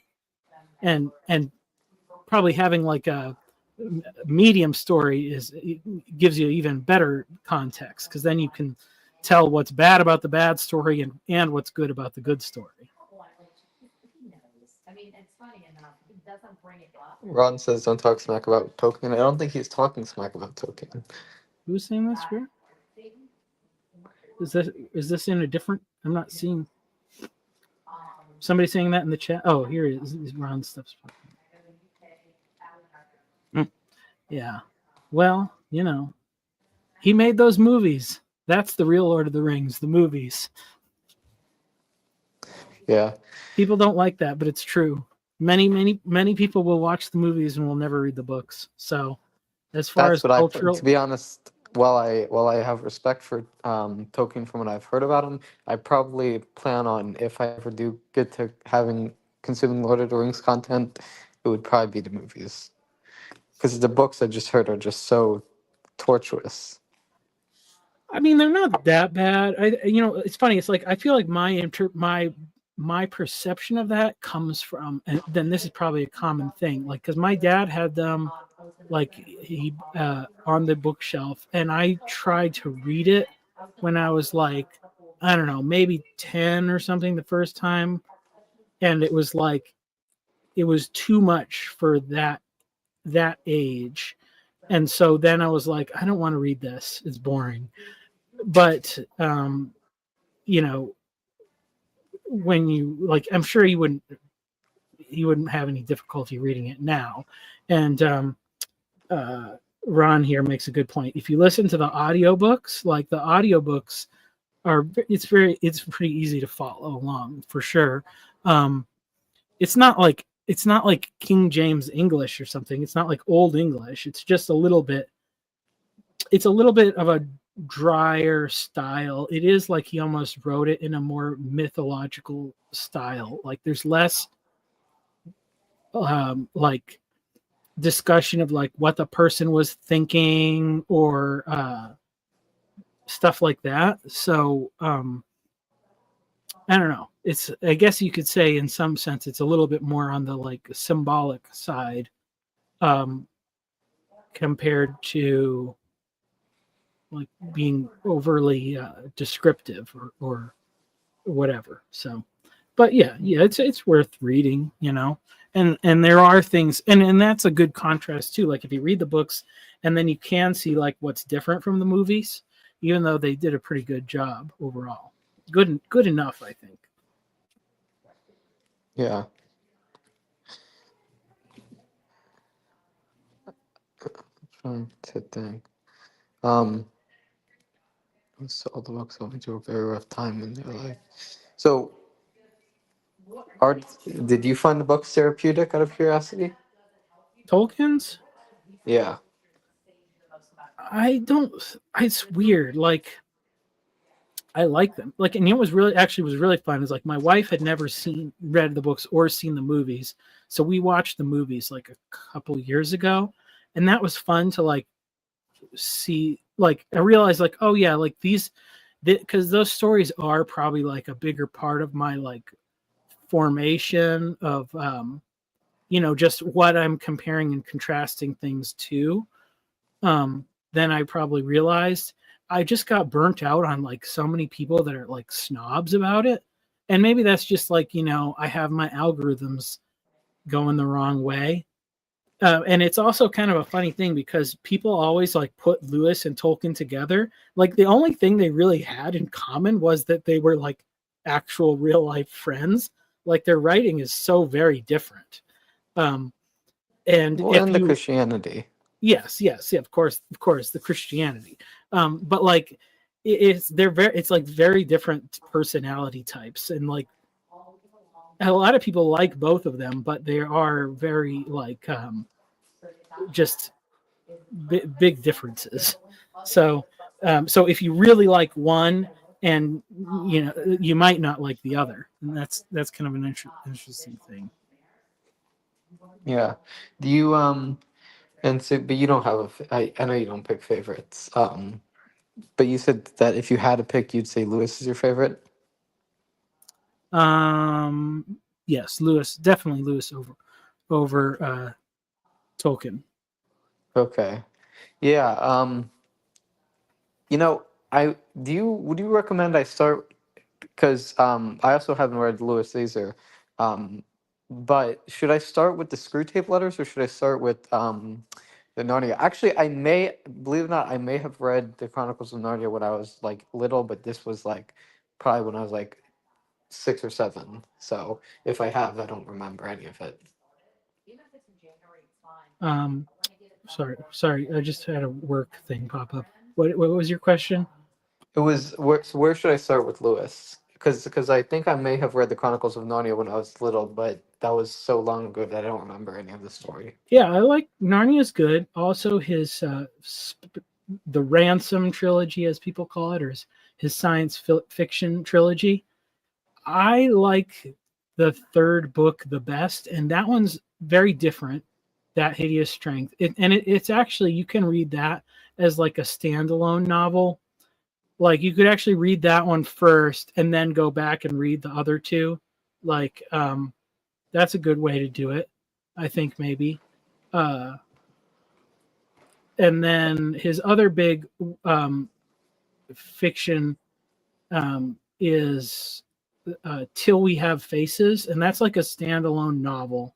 It's probably like, I think it's the one that he thought was the best. It's like really well written, and it's based on like the story of Cupid and Psyche from the Greek mythology.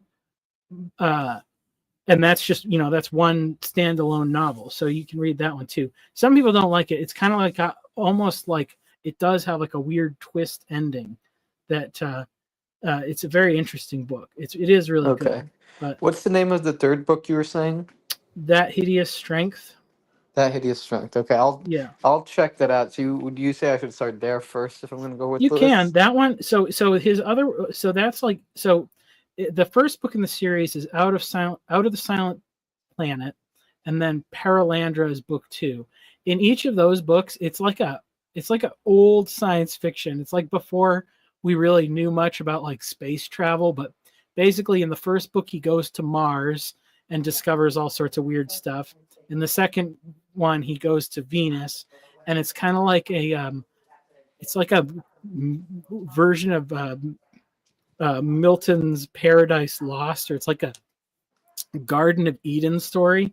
But then the third one takes place on Earth in like a much more modern setting, and it's kind of a dystopia type of sci-fi story, similar to like in the vein of like 1984 or Brave New World, but a little bit more like showing the backstory of like how a totalitarian influence maybe like gets its start in like in the society.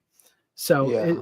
I think that's, in that way, it's one of the really good books for today. Like just with all the kind of conspiracy stuff that is swirling around, like it's like, oh, he identified a lot of the really key components of that whole situation. So yeah. I think I'll start. I think I'll probably start with that hideous. No.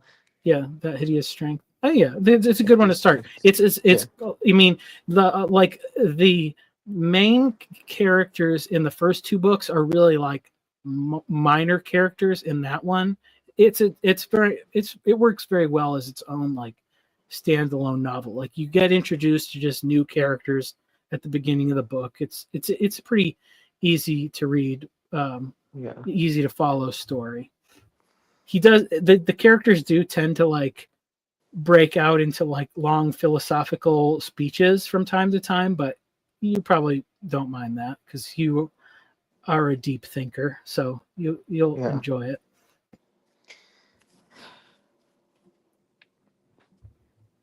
Someone says he likes Philip K. Dick novels. The name sounds familiar. Hmm? Someone says they don't like Philip K. Dick novels.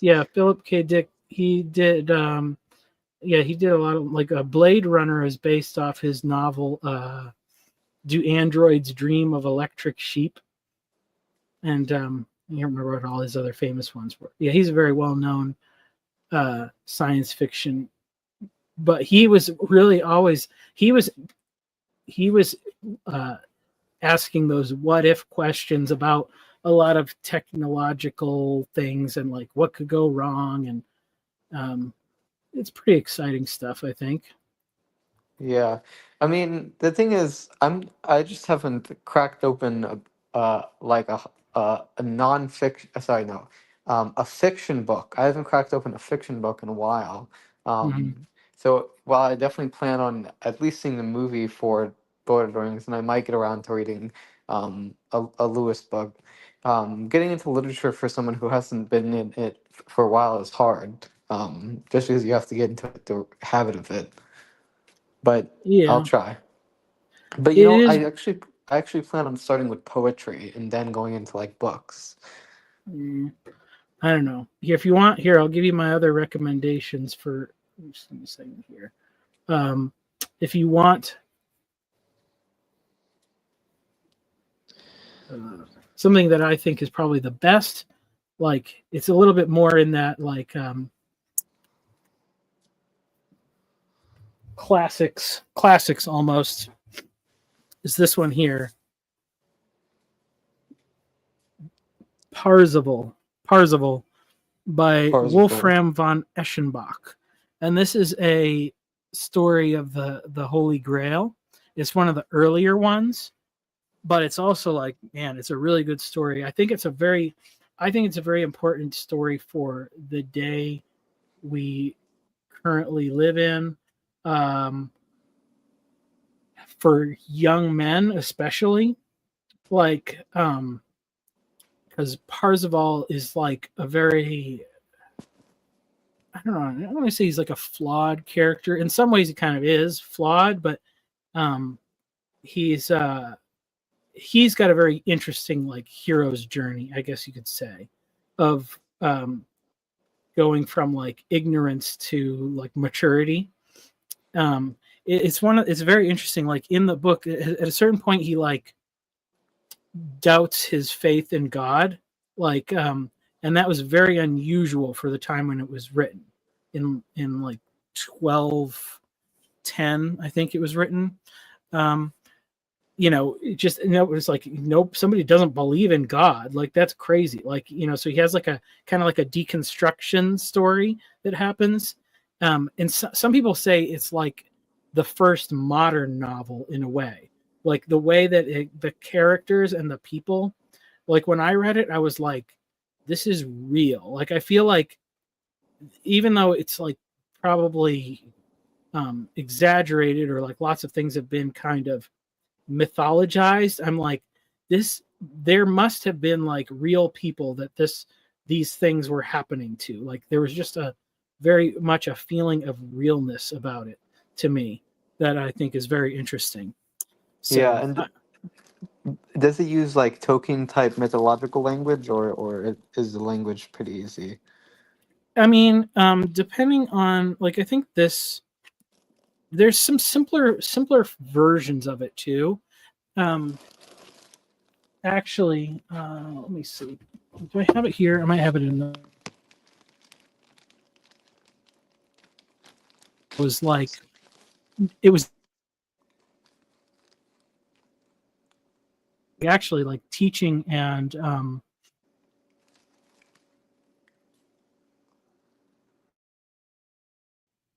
it's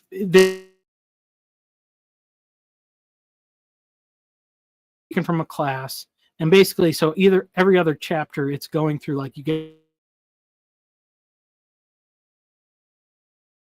narrative, and it was a really good introduction to it, and really kind of paraphrased the translation, so it's not like hard to read or anything. You know, 'cause sometimes with these translations of books, you know, people are trying to be faithful to the language, so it can be clunky a little bit.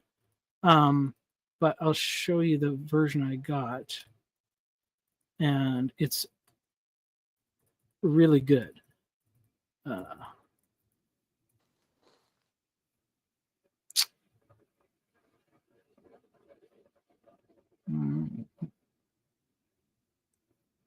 Just share the Yeah, screen I'll here. consider it, but if I do get back in the habit of reading, I'll probably read Lewis first. Yeah, that's a good way to go there. Well, oh yeah, so this is actually an interesting thing. So in That Hideous Strength, one of the characters is, where is this window? Oh, okay.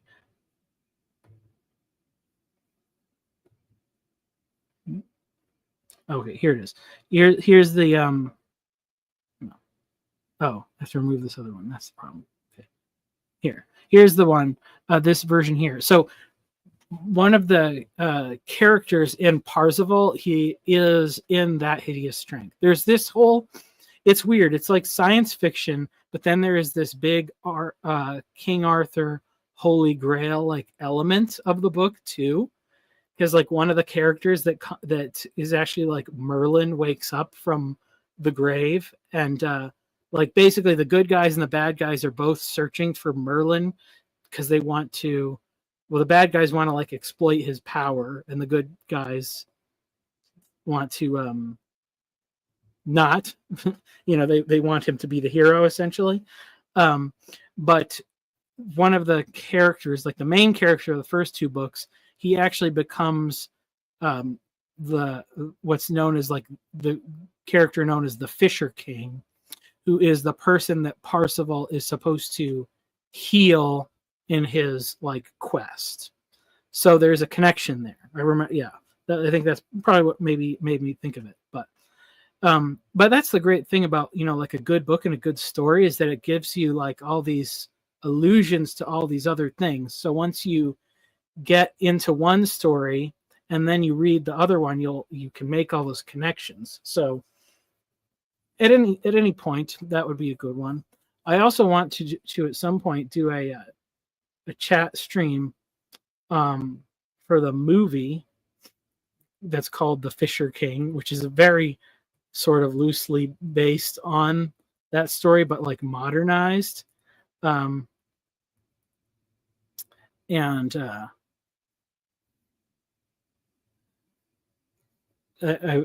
would be an interesting one to do. So that there's a movie called The Fisher King that you could watch too. What I put that in your list or whatever. Is it free? Probably somewhere. I think you can like watch the whole thing on YouTube in like a series of clips or something. Like somebody put like a playlist together.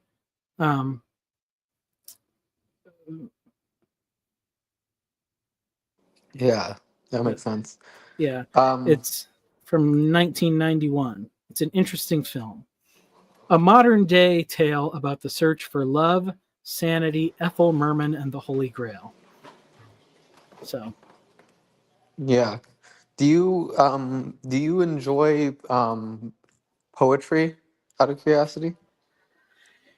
I do sometimes, but like I need to have like a reason for reading it first. Like if it's connected to some kind of a story or something like that, then, and there's like a purpose to it, then it becomes like more meaningful. Like if I know the story behind it, like I have a hard time just like picking up a poem and like getting a lot of meaning out of it. But when it's connected to something, it then I can kind of parse it a little better. So, yeah. Does that make sense? Yeah, that makes sense. Yeah. I'm just catching up on chat.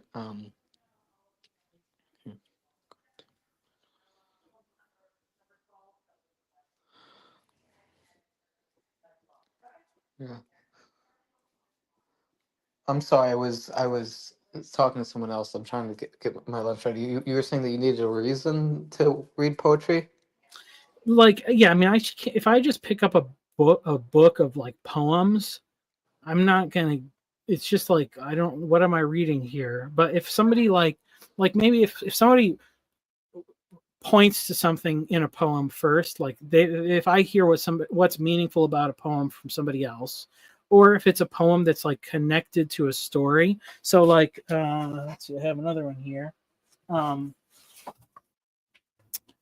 This is a book of poems from Michael Martin. He's been on like Grail Country a bunch of times, and he was Mythologies of the Word of God. of the Wild God. Oh, of the Mythology Wild of God. of the Wild God. Of the Wild of God. Okay, yeah, poems. So so he came in and he spoke at the Southeastuary conference that I went to, and like he was talking about like, okay, these poems were like, I wrote this one about like a piece of land on his farm and something that happened, and a couple of them were actually about some of those Arthur stories, like Parzival. So I had talked to him about him. It's like, oh, okay, well now that I know what it's like about, I'm much more interested to read it because like here, I'll just read the one. I read it once on another stream, but I need to get in touch with him. It's a short poem, so I'll read it, and you can tell me if it's super meaningful to you or not.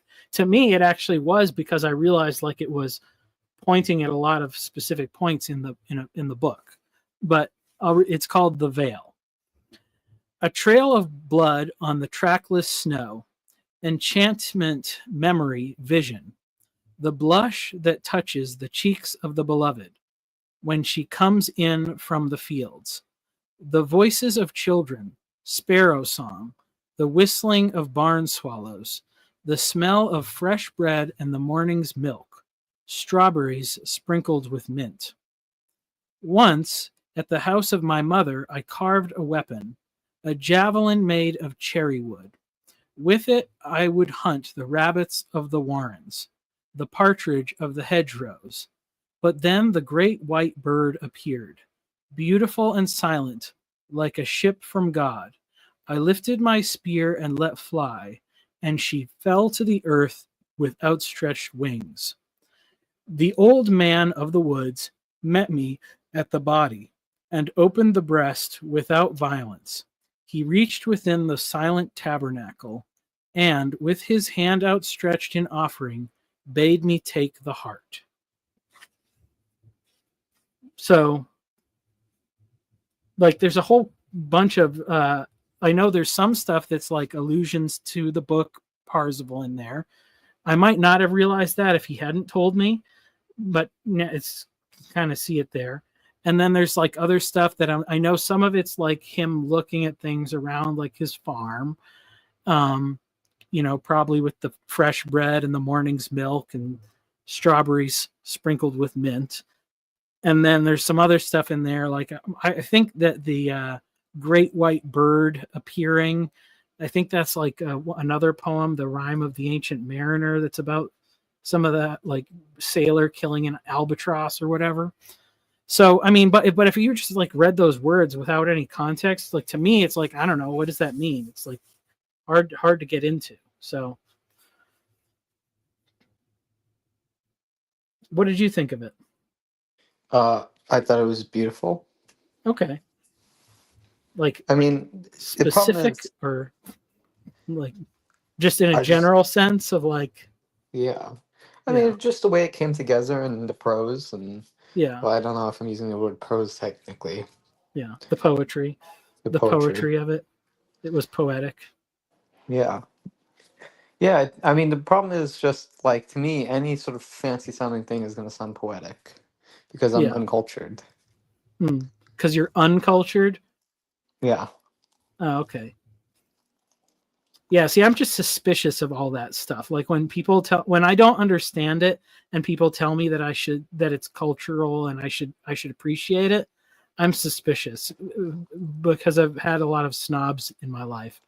So I like things that you can explain why it's meaningful, like on a more like feet on the ground kind of a way, which I think that his poem really does in some sense because I know he's thinking about this stuff as he's like doing chores on his farm. But if people aren't willing to give that like I don't know, you got to be willing to like pick it apart a little bit, I think, so that people can get into it. So that was kind of going along with the whole thing I was saying about all the stories and why I like even fantasy books that aren't like the best. It gives you a little bit of a context to understand culture and all that stuff. It's like modern art too. It's like when people just tell you it's amazing and it's just like looks like crap. Like, if you can't explain why it's amazing, then I don't believe you. I understand. For me, Yeah. modern art, the problem is it's not even art. Like I don't even consider modern art to be technically art because to me, in order to be art, there has to be some criteria of um, this has like a sublime function, and there's nothing sublime about what's considered modern art. So why would I consider that art? It's just Yeah. a pragmatic linguistic thing. Yeah. I mean, I think maybe in some ways, like the thing that you can learn the most from it, I think in the genuine sense is it's like, it's a sad kind of art because it's kind of like a despair because it was that when it arose like naturally, I guess you could say, it was like people were like, what's the point of painting a picture? Like, it's just like we painted all the pictures. Like, what is there left to say? And it was like, probably, especially, I guess that is one of those problems with modern, because it's like modern art in modernity is it's like you stripped away all the meaning, because when you say like, oh, that story is just a myth, and so it's like, oh, it's just a myth, so that means it doesn't mean anything, it's not helpful. And modern art is like the visual representation of that same thing. It's like, get rid of the beauty because beauty doesn't mean anything. So yeah, so I think in a genuine sense, like, and I think even like Jonathan Peugeot, he talked about that. It's like you get to art school and it's like, what the heck are you going to do? Like you don't have anything to say like with your art. They're all kind of faking it in some sense. So you can appreciate the genuine despair of why like art went down that road, but it's not really like fun to look at.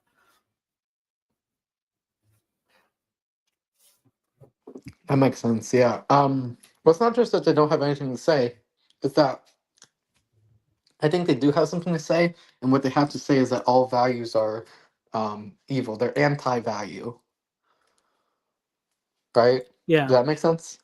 something like that. You want to close it up here, and then read the next chapter? I'm looking at how long this chapter is, and it's really long. So I am not going to read that chapter. I'm just going to call it a day, I think. Okay. Yeah. Well, it was good talking with you, Kirk. It was good talking with you. And when are you going to do the next one of these things? Maybe tomorrow. I don't know. We'll see. I've been doing Okay. some of them and just recording them, but I figure, well, I can just do it live. It's just a little bit more of a pain to go back and edit it, but at least this way I actually get some views, like, because I put out a bunch of these chapters and some of them have gotten like 0 views, which is a little sad, but it's all right. Okay. Well, good talking with you. Yeah. Bye-bye. See ya.